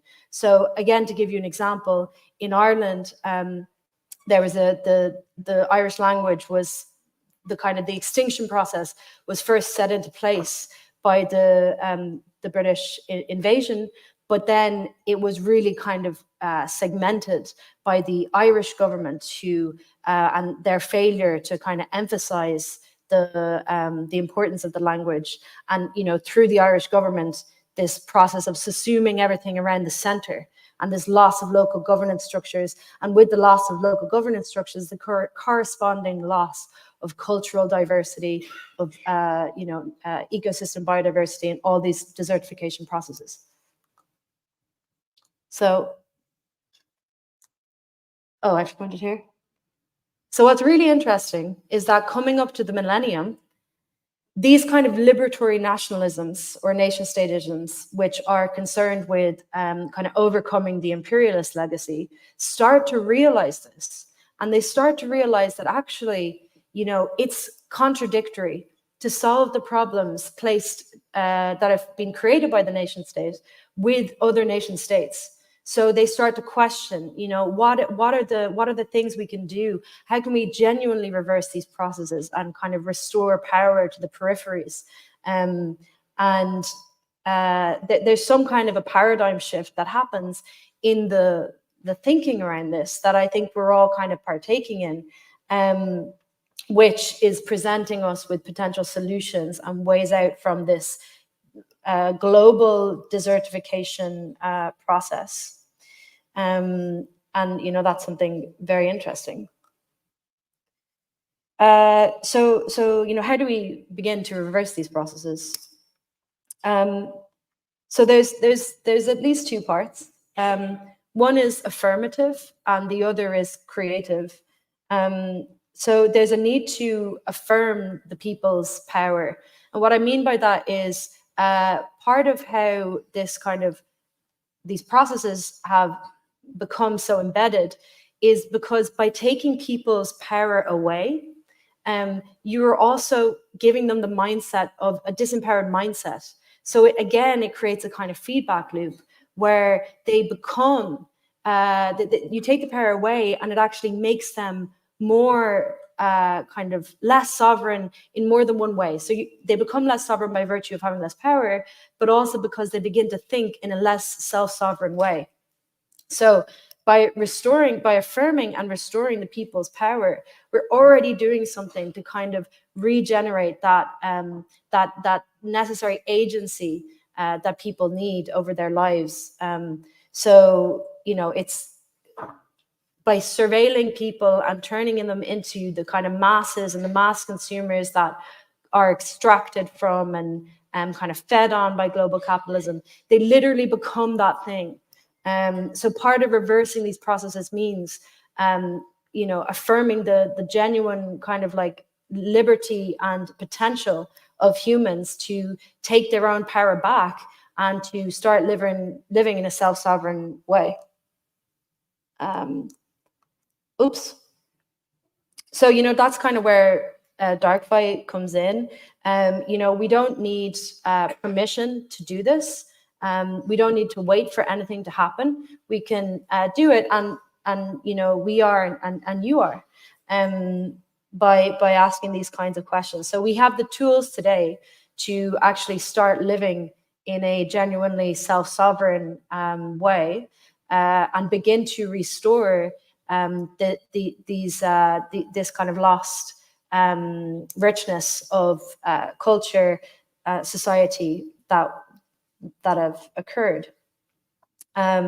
So the very act of building and living this world that we're describing and that we long for, the very act of doing that radically reorientates the world toward a multi-centered, pluralistic paradigm that is like a great forest, where there is no center of power, there is no imperial center sucking value from its peripheries. The center is everywhere. So dark fight, I mentioned at the beginning of this talk, is a project which tries to provide tools to do this. It is a kind of crypto blockchain project, which is focused on coordination tooling. So that means we need to build tools such that people could organize in a way that is free and self-sovereign and permissionless, and that is censorship resistant. So that means that there's no risk of some imperial center trying to shut down or take over what you're doing. That's the goal of what we're building. So anonymous coordination software, that means we have an anonymous chat, which is the most, in my opinion, anonymous chat on the market. So we use encryption. It's fully peer-to-peer. So there is no central server. You can run it over Tor, which means you can avoid the metadata analysis. So it's a highly anonymous, decentralized chat. And alongside this, we also have task management systems so that you can plan and execute projects with other people. We also have, how many people here know what a DAO is? Okay, so it's like, maybe 40%.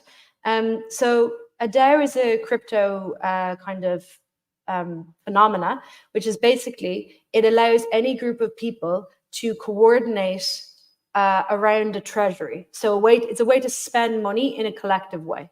So it's very useful if you're a movement or a project that wants to allocate funds in a decentralized kind of community way. But typically on normal crypto, this is all fully public. On DarkFi, we can do it in a way that is completely anonymous, aside from the people who are partaking in that community. So you're not announcing your activity to the world in the way that you would currently. So this is the kind of heart of DarkFi's offering, is a DAO and a chat and a tasks that are centered around these notions of anonymous coordination. This is a bit technical. I don't think I'll go into this. I want to leave a bit of time for questions. Again, pretty technical stuff, but it just explains how we achieve anonymity and privacy on DarkFi. We have these different layers to the software stack. We use something called zero-knowledge cryptography. Later, we want to expand. We're really a kind of hub where we're innovating in the area of cryptography and what we call anonymous engineering. So that's like, what are the new apps we can build using the zero-knowledge technology, which is a highly privacy preserving innovation in cryptography. And it works really well in a peer-to-peer context. So that means like, communities can really make use of these tools to live and act in a self-sovereign way. So to kind of reorientate the conversation towards something more practical, we are also working on our first product. So DarkFi itself has got many different components, but it ties together in a product that we're working on now at the moment, which you can think of as a kind of anonymous peer-to-peer Telegram. So it's like Telegram, but it's peer-to-peer. So you're not sending your messages to some server that, they could be handed over to whatever government that asks for the data. It's just whoever's running the network stores a copy of the network, but it's also encrypted. So you're just sharing that information with the people that you want to. And the goal here, the first version is the chat. So it's very much like Telegram, but we're adding these plugins. So we have anonymous task management systems. I mentioned the anonymous DAO. And the vision is, you have a kind of a Telegram type interface where you can easily, with your community, make use of these tools. And it's cross-platform, so it can be on your phone, on your computer. We aim to support, many different kinds of hardware. So that's kind of the vision of what we're building. So, we're called DarkFi.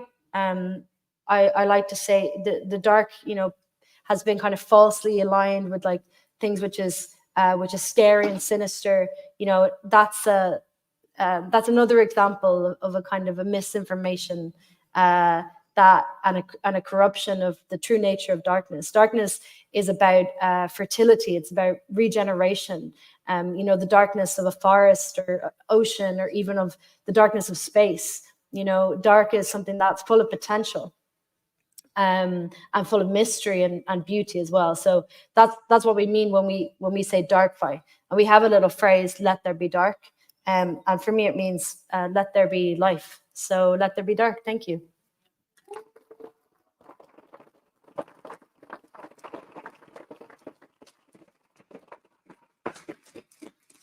Okay, so we've got some time for a couple of questions. So, straight in there. Cool. Running right. Thank you very much. What role, if any, do you see for AI in your technology and platform? Sure. So I'm a bit nervous about AI as it currently is, because AI is kind of like a Leviathan type like monster that we've created from all of our data that we've basically amassed. And a lot of the AIs that are popular are the ones which are completely surveillance based and just kind of preying on people. And people don't even realize that the whole kind of conversation, you know, they're these friendly kind of conversations that they're having, but that is the actual kind of the whole time the AI is just like collecting information from them. So it's like this kind of malignant like data monster that's just like absorbing all the humanity's data into it. So I'm a little bit concerned about that aspect of AI. But there are self-sovereign AI models that you can run on your computer and privately, you know, interact with them. So that's for sure. And, you know, and it's for sure also that AI is here and there's no kind of going back from that. So I think that there are useful ways that we could use AI. For example, one that came up was we're very focused on anonymity and privacy at the level of like peer-to-peer encryption. So, you know, a third party can't read your data. But we don't think about the thing of like, what if you have someone's messages and you can actually do probabilistically, especially with AI, even if you don't know where the message came from or who sent it, you can analyze the style of the writing. And you can say, oh, we can recognize, because that person keeps a blog, for example, we can match the patterns that unconscious to them that come across in both the blog and the text. And then they can say, probabilistically, we think it's this person. So what would be really nice if we could have on the DarkFi Telegram product, like a plugin, which would allow a kind of a randomizer of the messages. So it's scrambling your style as you're writing. That's something that AI could do, you know.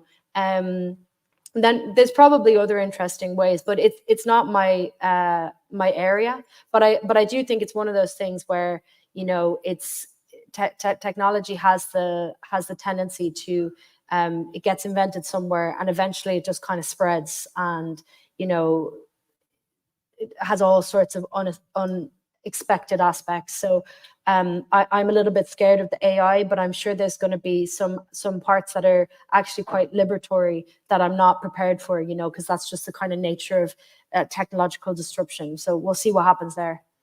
One more quick question. I know we got a lot. You're gonna have to come talk to her. Here, we'll get one from you. Hi. Oh gosh, thank you so much. Could you please give maybe one or two like real world relatable examples of how people are using your technology? Because it's all really interesting. And then I'm like, well, what does that mean and how might we collectively engage with it? That would be helpful. Thank you. So I can give a practical example from my own experience, which is because the last speaker brought up the Julian Assange.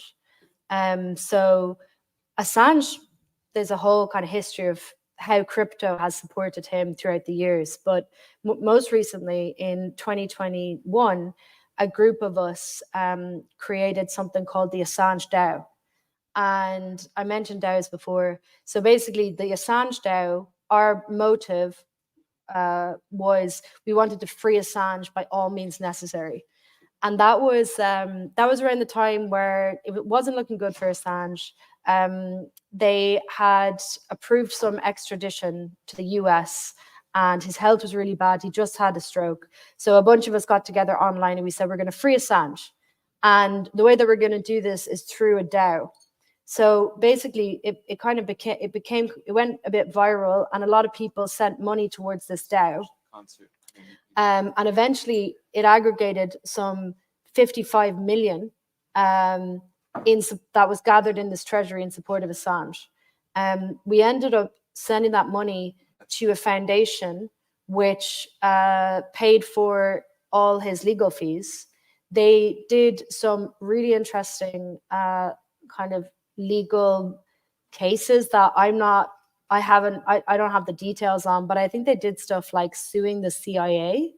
So these are really interesting things. I need to write an article on that. But the end kind of result was that Assange, was freed. So we bankrolled that the last 3 years of that through this DAO. So that's a real example. It's not the perfect example, in that, you know, I think the DAO could have been used much more in a much more interesting way. We wanted to be a prison break DAO, but instead we became a legal fees paying DAO, which wasn't really our intention at the beginning. But you know, it's something real, and you know, maybe that's helpful. Thank you so much, Rose. Are you going to hang out throughout? Yeah, I'm here. So she's going to be around. Give her a big, big round of applause. Lots of amazing things going on here. So this is what we're talking about, guys. I know that a lot of hands went up when she asked, you know, who feels like they're anti-technology. But as you can see, hopefully, technology is a tool, just like anything else, right? You can build a house with a hammer, or you can smash somebody over the head. You can spy on people with digital technology, or you can build tools to protect people. And the reality is, we do live in a digital world. We don't necessarily need to go all the way in, metaverse, you know, full-on brain chips in the head and all that. But we can still understand the benefits of technology. And thankfully, we have people like Rose and her team, as well as Robert with Beechat earlier. And we're about to hear from Hakeem with the Above Phone, who are working on the tools that those of us who don't know anything about building these things can come along and can use and support. So hopefully you guys understand that.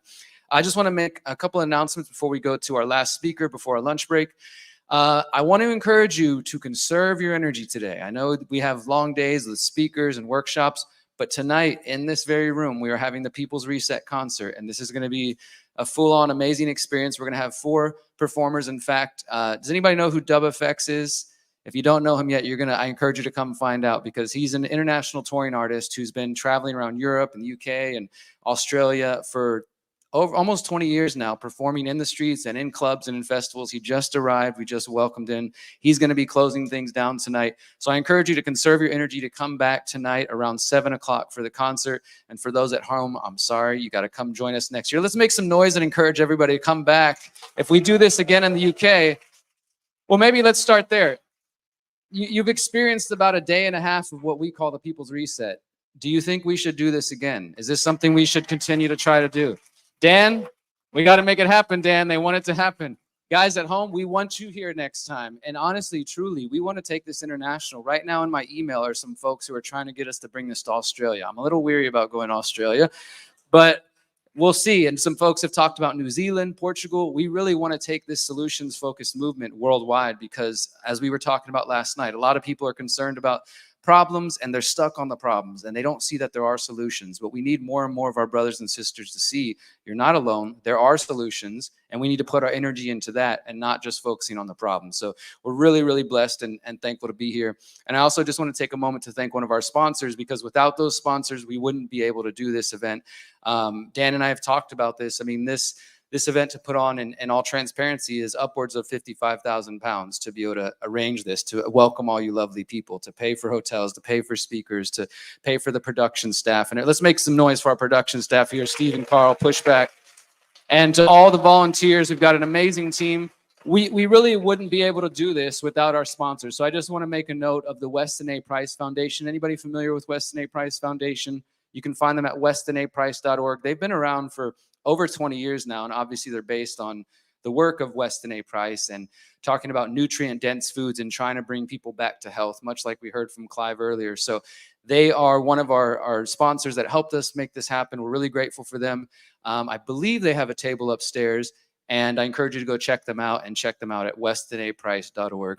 All right, so our final speaker for the morning session is a good friend of mine. He's also part of our tech team, and he's just all around a good person, good guy who's got lots of knowledge to share when it comes to health, when it comes to digital technology, and so much more. So please give a warm welcome to Hakeem Anwar.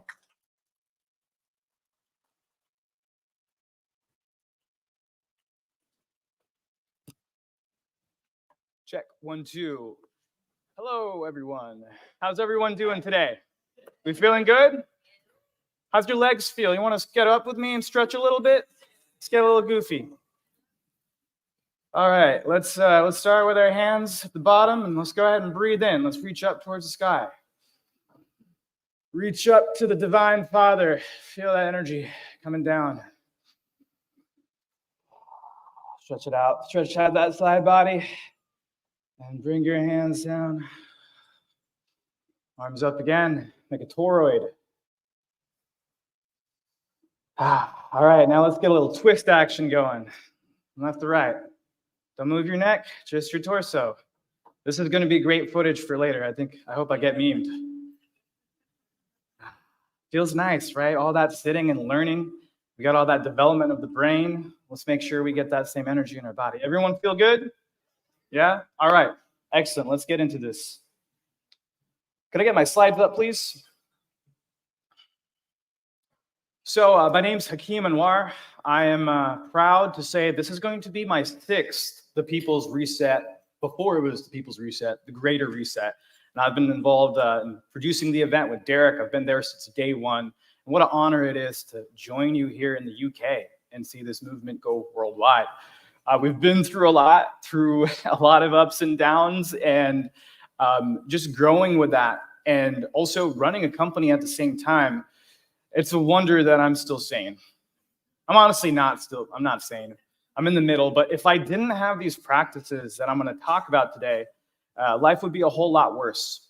And that's kind of the purpose of my talk today, is to talk about what is the most important technology. Yes, we heard from some amazing speakers today. Rachel, Robert, and the rest of the gang, which this is technology that could change our life. But the real technology, the one that we should focus on first, is really inside of us. There we are. The world's most powerful technology. So what is it? Did you know our brain shows indications of quantum processes? This is a study done in 2002 from Trinity College in Dublin, Ireland, where they discovered through MRI imaging that there was these interesting signals inside of our brain water in our head. So they had 40 participants lay down in an MRI and do different breathing exercises.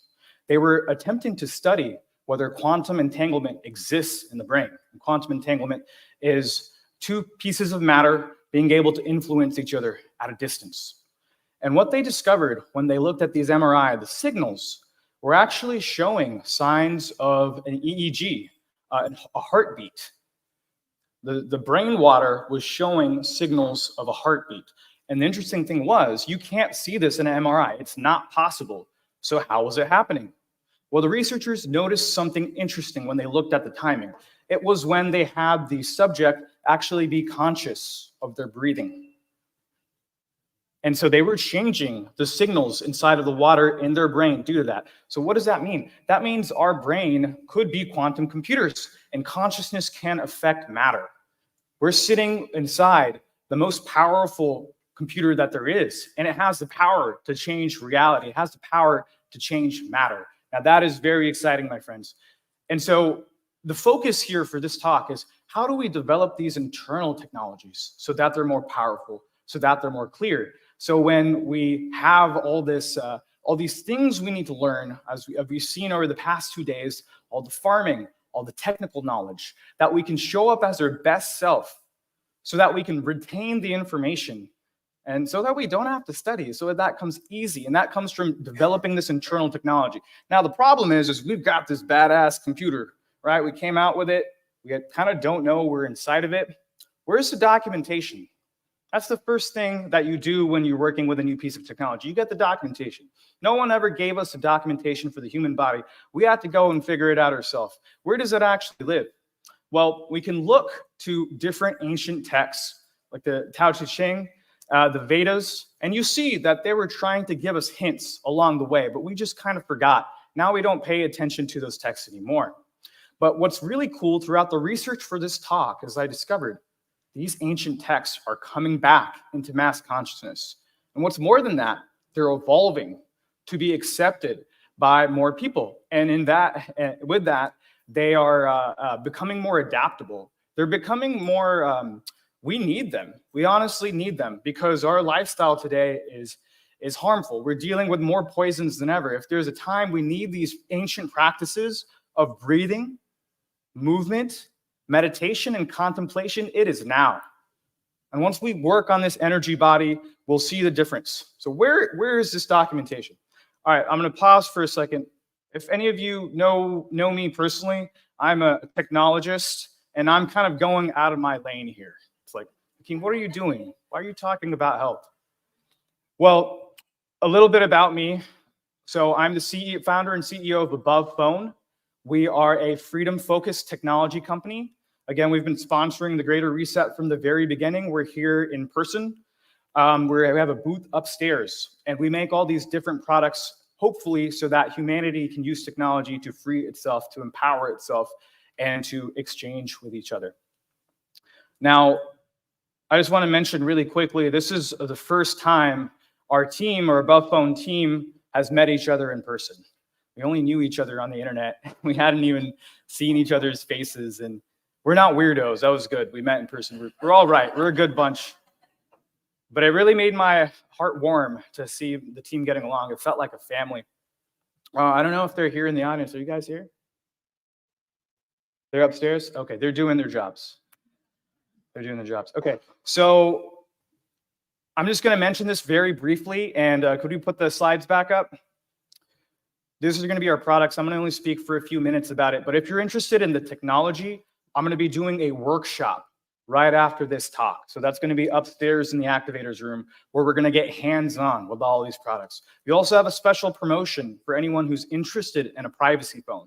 So I'm going to be showing off the phone. I'm going to be showing off our laptop. Both of these products are built on open source technology. They are universal. So when you use one of our services, you can use it on the phone, you can use it on the laptop, and we have things like encrypted communications, internet phone numbers, video conferencing that's outside of Zoom, that is private, email, and calendar. And these are all things we're going to need to use to organize our life. So we have it across all of our products. We also have a SIM service, a cellular service that we will be releasing next month. So we have all these products. They work really well. We have several thousand customers now, and we're really tightening up to make this accessible to everyone. An important part of that is education.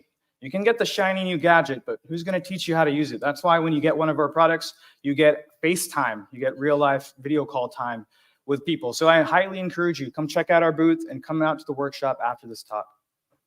And there is the link at the bottom of the page if anyone wants to look at our offer for today. What we got here? Oh, that was the wrong slide the whole time. Oops. There it is. All right, so these lost programs. I'll talk about these ancient texts. What exactly are they?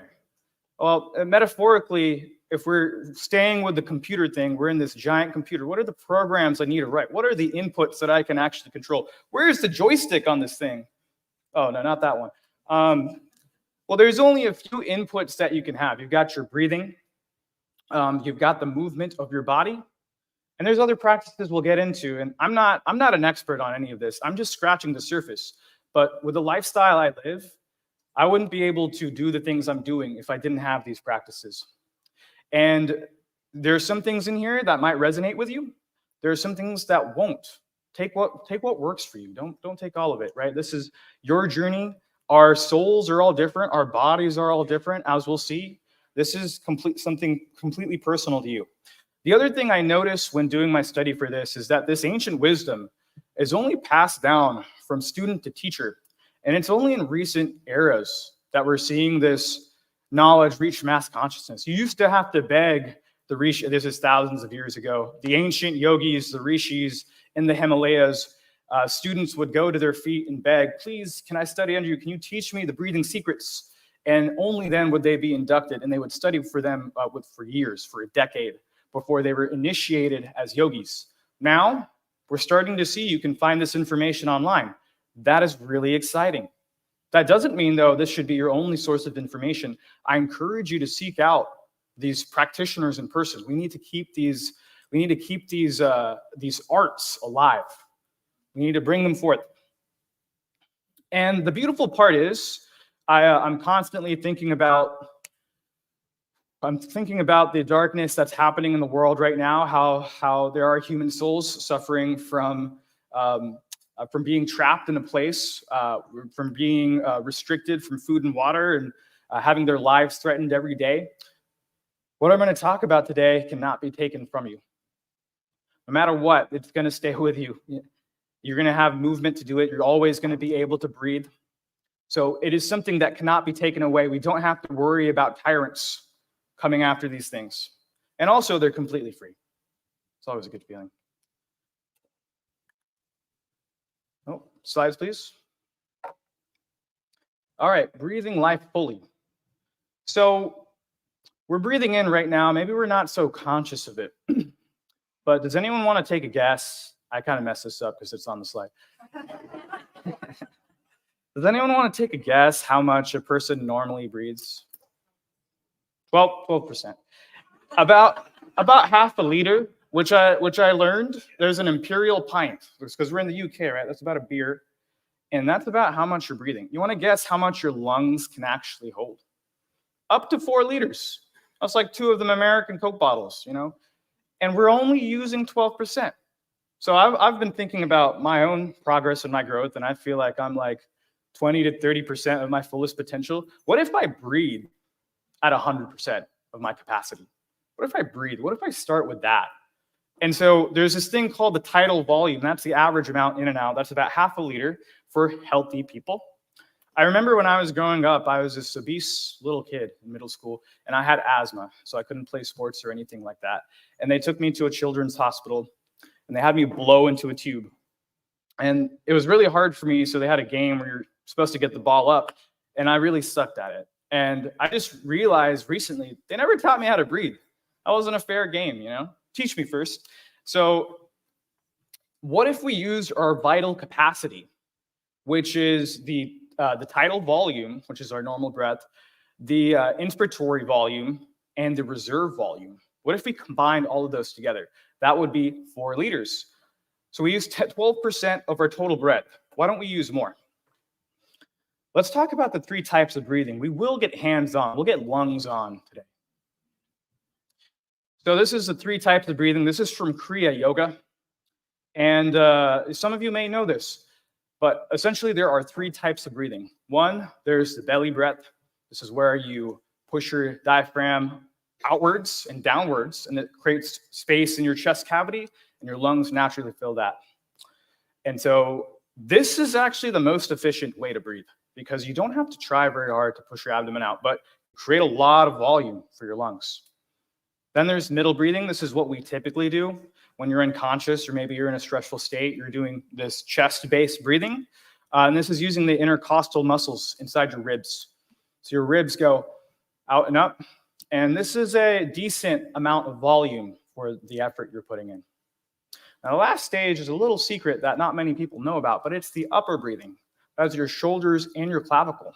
So at the very top of this movement, as you're breathing in, if you bring your shoulders up, you can squeak in a little bit more volume, right? And that is how you can fill your lungs up. You will actually feel, we'll do this in a second here, you will actually feel the very tippy tops of your lungs fills up. It feels good. You're like, oh, I didn't know that part was there.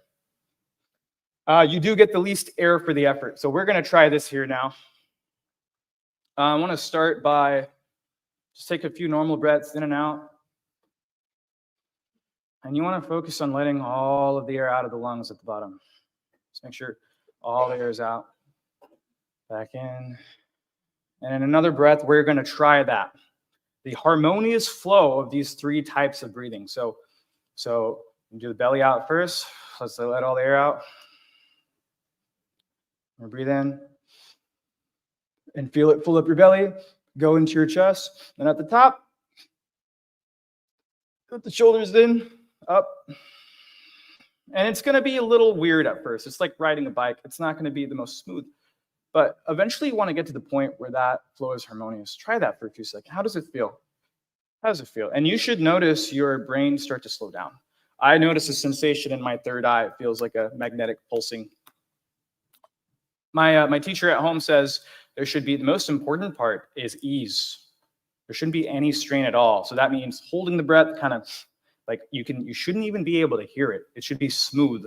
The yogis, they have a word for it. I forget the word. It's like more or something, but it's smooth and silky like hair. So fine. And you don't actually consciously have to try to breathe. You just move the muscles. The lungs will automatically fill the vacuum, right?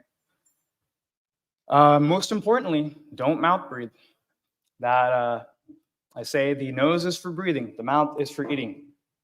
Okay, so we have, let's do this all together one more time. Let's go ahead and exhale all the hair out. Start with the belly breath. In the chest. Shoulders. Relax.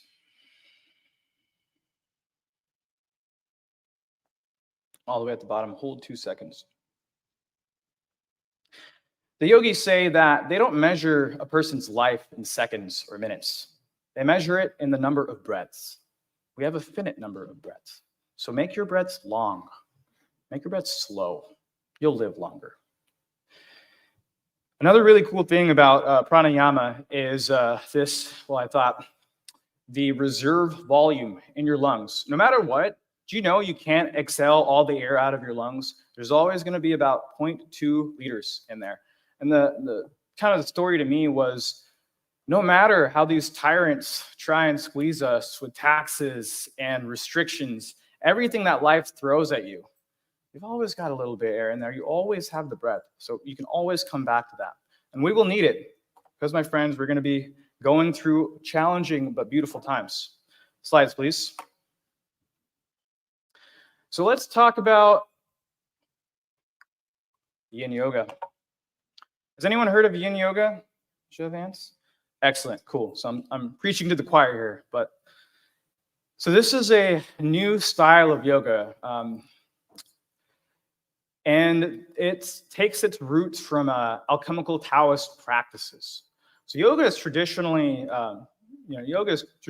from the Indian subcontinent, but there's been this meshing of styles as practitioners from China have come over, and with backgrounds of martial arts. Actually, there's like this whole sequence of events that led to the creation of yin yoga. It's really interesting. I'm forgetting the names, but it was originally a man in prison in China, and in the view of his prison, he could see monkeys. And for years, he just sat and observed the monkeys. When he got out of prison, he created a new style called monkey kung fu. So that's pretty dope. And he passed that on to his nephew, who moved to California, who taught several people this monkey kung fu, martial artists, and people with knowledge of anatomy. These teachers, Paul Grilly is one of them, helped co-create what is now known as yin yoga today. And yin yoga is different. In normal yoga, there's a few hundred to a few thousand different positions. In yin yoga, there's only 5 fundamental archetypes. You can see them down there if you want to take a picture. And these are going to get all of the major tendons, the deep fascia in the body. Why is this important? Well, this is actually fitting into the previous section. Has anyone tried to sit in lotus pose? Doesn't that hurt? Yeah, when I started training a few months ago, I was like, dang, is this right? And it turns out my back was weak, my hips were tight. And to get into the deeper levels of meditation, lotus pose is almost a requirement to sit comfortably. Yogis will meditate from hours to days. You cannot do that without a strong body. You need to be able to be flexible. And so yin yoga, well, with our sedentary lifestyle, we've built up all these resistances. So yin yoga actually breaks down the imbalances in the body. And there's so many benefits. So you can go to paulgrilly.com, I would consider him one of the founders, and he's done a lot of great work on that. So why yin yoga? Kind of went into this a little bit, but there are so many different benefits: physical, energetic, and emotional benefits.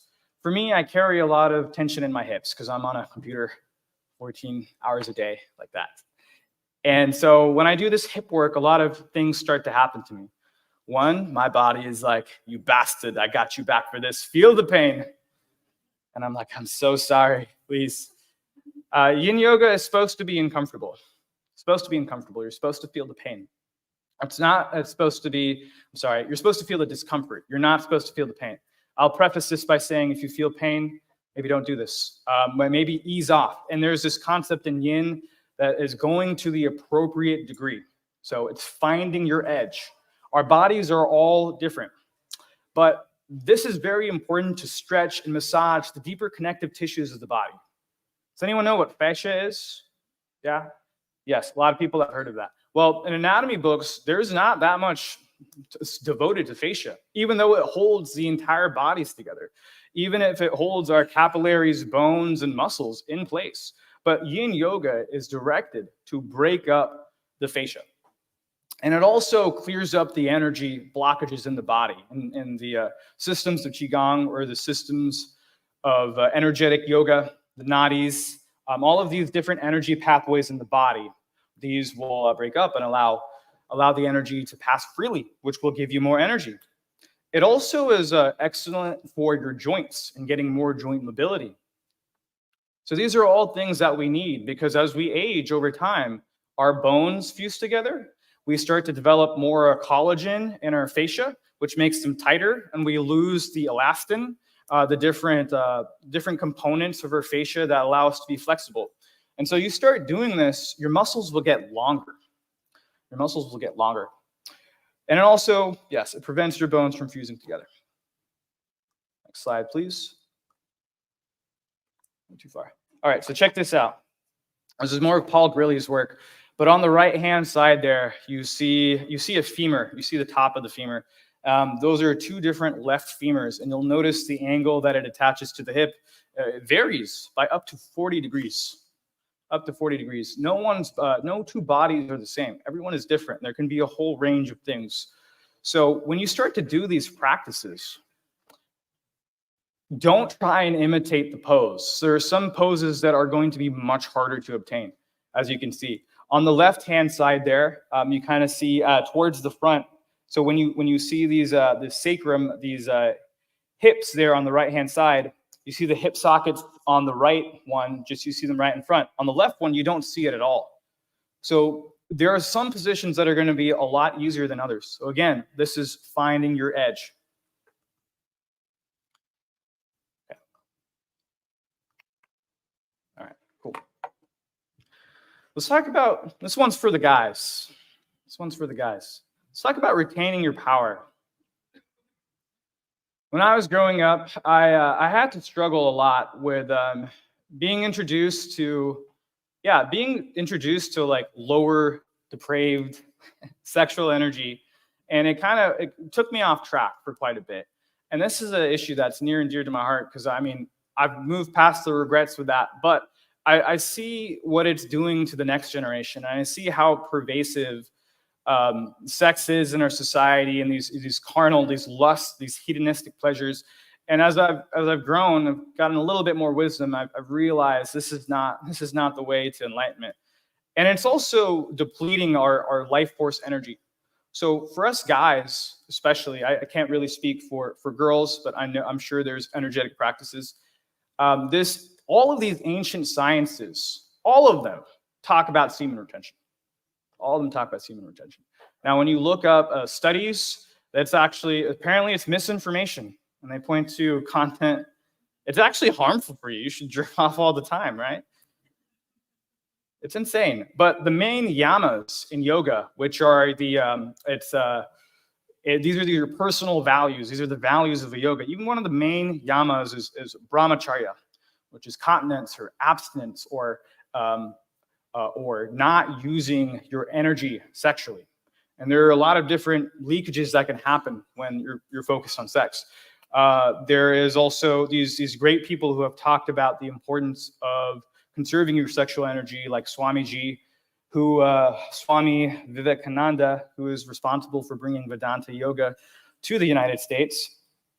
And he basically says he has superpowers. Actually, all of these guys do. They say they have superpowers because they have practiced abstinence for 12 years, or a period of 12 years. And actually, not just abstinence, but keeping their mind pure from sexual thoughts, from sexual energy, avoiding that energy leakage. And if you look at some of these guys, so there's Swamiji, there's Om Ram Mikolev, there's Mantak Chia. If you look at their life, they would literally go on stage and not do any preparation and literally talk from the top of the head. They were able to generate these incredibly deep and complex thoughts and learn incredibly quickly and be able to share that. So there was some level of superhuman ability there, and they all credit being pure, not letting out their sexual energy. So Swamiji says to abstain for 12 years. to achieve that power. That doesn't seem feasible. I'm not saying to do this, but it's just something to think about. And hey, I'm sure there's yogis who would disagree with me, but there's also in Taoist practices, there is something called the Tao of love, where you don't ejaculate per se, but you have different types of orgasms by retaining it. So I think, you can have your best of both worlds, right? You don't have to give up life's pleasures totally. So what are the benefits? So I talked about it. Enhanced memory. Joy. Omram Mikhaëlov talks about this a lot, but he finds joy and happiness from the other types of intimacy, from loving God and caring about others in a different way besides carnal desires. You retain that energy and life force. So imagine not getting tired. Imagine not feeling sluggish. Operating at your full potential. And also manifestation. As you clear up this energy body, we talked about that quantum computer. Imagine if you could use it at 120%. All the things you would manifest. I can only imagine. What would you manifest? Maybe it would be easier by retaining your power. So guys, food for thought. This is something I started doing recently. Has anyone heard of ecstatic dance? Good. You guys are all in the know. I actually think there was an ecstatic dance here yesterday. I hope we get a chance today at the party tonight. What is ecstatic dance? What the heck is this? This is dance without structure. And one of my other teachers, she kind of got mad at me when I was like, oh, can you do moves? And she's like, no, there's no moves. There's no moves to learn. There's no process. There's no procedure. You hear the music, the drum, it could be any sort of thing, and you let the music take your body, move. And many ancient cultures knew the power of this spiritual dance. And now it's being introduced through ecstatic dance. And there's many different forms of ecstatic dance. One that's very popular is the 5 Rhythms from Gabriel Roth. And she actually, what's an interesting story, she developed this process of these emotional releases through dance by observing a chicken and by observing other life forms, and saw that there was these 5 stages to life. It starts out with swaying, then it gets like a little bit more violent. So anyways, she watched this chicken's entire life cycle and saw and incorporated into a dance. And now this is like worldwide. So ecstatic dance, wherever you're at in the world, if you find a place to have an ecstatic dance, it's a place that you can go in and move your body to the movement without any judgment. Without any judgment. They're typically private. You're not allowed to record. You shouldn't be allowed to record them, which is why I kind of like them. It fits in with the privacy thing, but you're allowed to express yourself fully. And a lot of things happen on the dance floor. A lot of things happen on the dance floor. You move through a lot of trauma. It's like accelerated. And sometimes you're there to heal others. Sometimes you're there to dance. Sometimes you're there to pick others up, literally and figuratively. And that is the beautiful part, because we're talking about conserving our sexual energy. There needs to be a way to express this intimacy. And this is maybe where I would disagree with some of the other yogis who say you should avoid the other sex completely. I say maybe we should try and have pure relationships with the other sex and try and heal the traumas between us. So you can get out of the mind, you release emotional and spiritual blocks, and you can restore lost pieces of the soul. And I've seen this happen. I've seen major trauma being moved in through on the dance floor. So if you can find ecstatic dance wherever you are, I highly encourage it. Okay, I'm getting ready to wrap up, and then if we have more time, we can take some questions. I can even talk about normal technology. So this inner technology to the outer. So we're building our life force. There's all these different practices we need to start cultivating. We're the superheroes here. They have a bunch of technology at their disposal. They have surveillance. They have cell phones. They have cameras. They have AI. It's nothing. It is nothing compared to the quantum technology that we're getting. We're getting software updates. So if we practice, we go inwards, we try and connect with source, this will all come and it'll channel through us. I believe that 100%. And we'll be able to eliminate disease in our bodies by keeping the energy flowing. And, there may be things like physical and psychic abilities. Does that excite anyone else? Yeah? Yes, I want to see this for humanity. God, we are the heroes we've been looking for. So together, using the inner technology, developing that, and being proficient with that at the same time with the outer technology, that the beautiful people who spoke here today, if we're using those together, we are unstoppable. So please remember, my friends, we are the greatest technology the world has ever known. Thank you.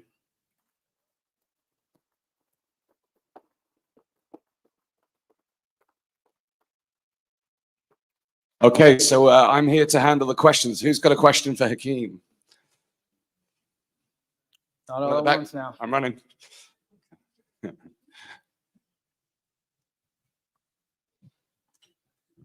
Hi, thank you for the talk. I was just interested, I've heard a lot around this topic and the way how to unlock your inner power through meditation and through abstinence.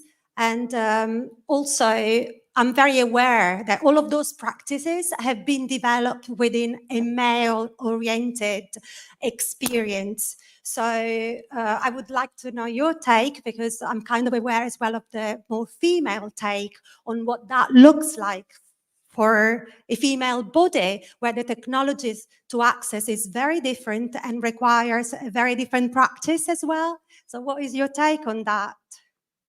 I don't want to mansplain. I'll do my best here. So from what I know in practicing Qigong, which I've practiced with other women in the class too, the energy body is the same. We might have different sexual organs, and especially our reproductive organs, but moving the energy through the spine is a critical aspect of both yoga and both Qigong. So both of those practices work on making the spine more flexible, and the breathing practices as well sit right on top of that. So when you're breathing in, you're doing, what do they call it? The infinity loop, where energy is going up your spine and back down again. And you can also contract the same perennial muscles down there, and that will actually, it will kind of stop the chi at the top. As far as I know, that process is the same for women. So I would say to start practicing Qigong, and you know, I think it will unlock for you as you're beginning to see different things. But yoga, Qigong, those are both great things that are universal and not limited to one sex. Okay, thank you. Happy with that. Let's any other questions? One over here, Robert. I have a question. If they believe in like Kundalini, sexual energy, and Kabbalah, you know, like the Aleister Crowley types, what would you say is the difference between what you would hold to and what they believe? Where does the sexual energy? Is there a line you draw? Because they would agree with a lot of what you said. So, you know, what is the difference between this sort of sexual energy practice between what they believe and what you believe?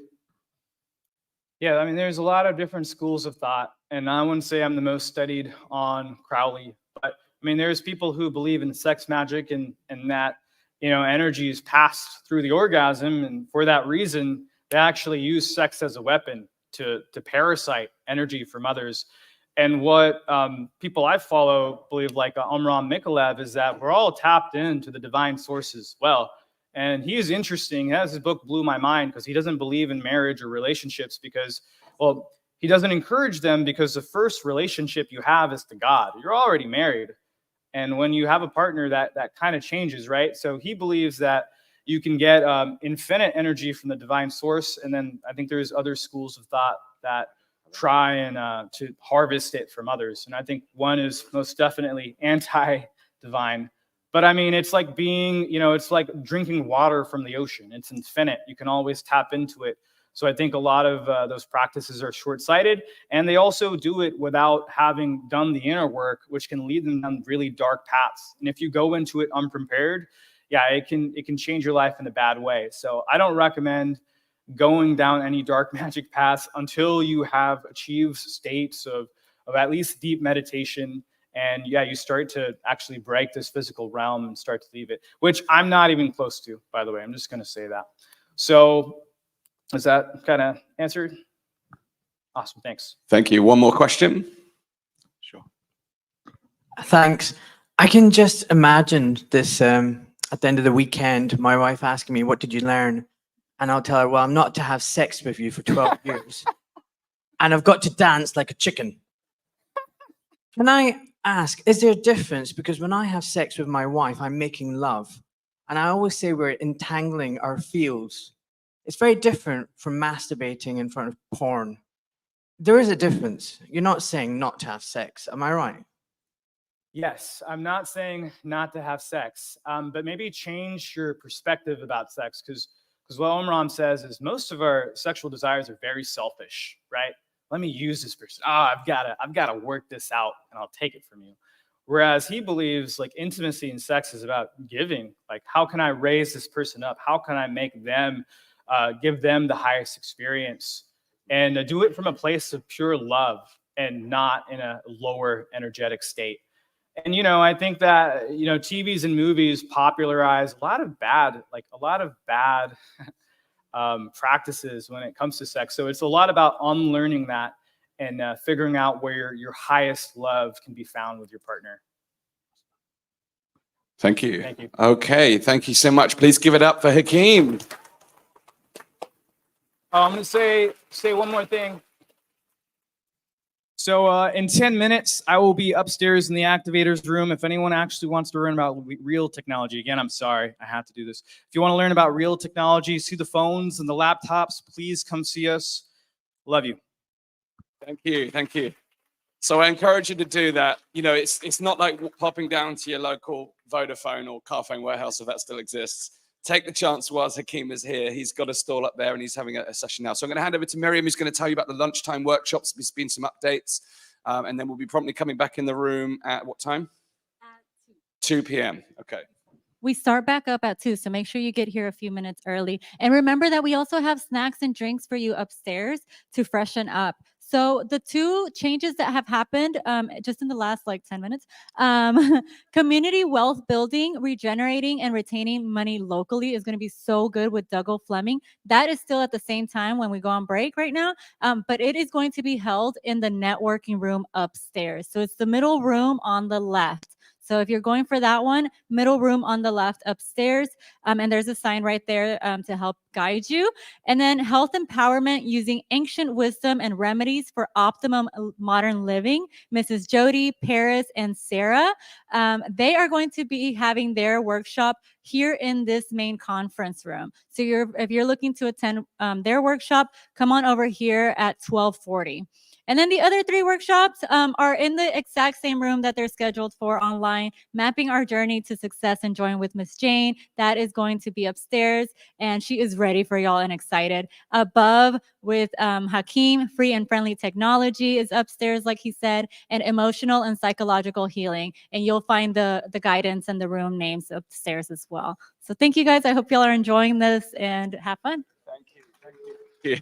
So just a quick word to everyone at home. Thank you so much for watching. Please do let us know what you've learned from this morning's session. Please share the live feed. Let people participate. This is the People's Reset UK, the first time here. For those of you in the room, enjoy the workshops. The last thing I'll say, the session that's happening in here with the ladies of Jody and Paris, when I got back from the People's Reset Mexico, I was unwell for nearly 8 weeks, and they dropped off one of their power supplements, and I've been taking it ever since, and it's been one of my daily essentials. So for the ladies in the room, they've got some really interesting knowledge around the cycles and how it affects our energy. So it's just putting that out there in terms of what they're going to be covering. So enjoy the break. We'll be back in here. And for those at the live stream, we'll see you in an hour. Thanks very much.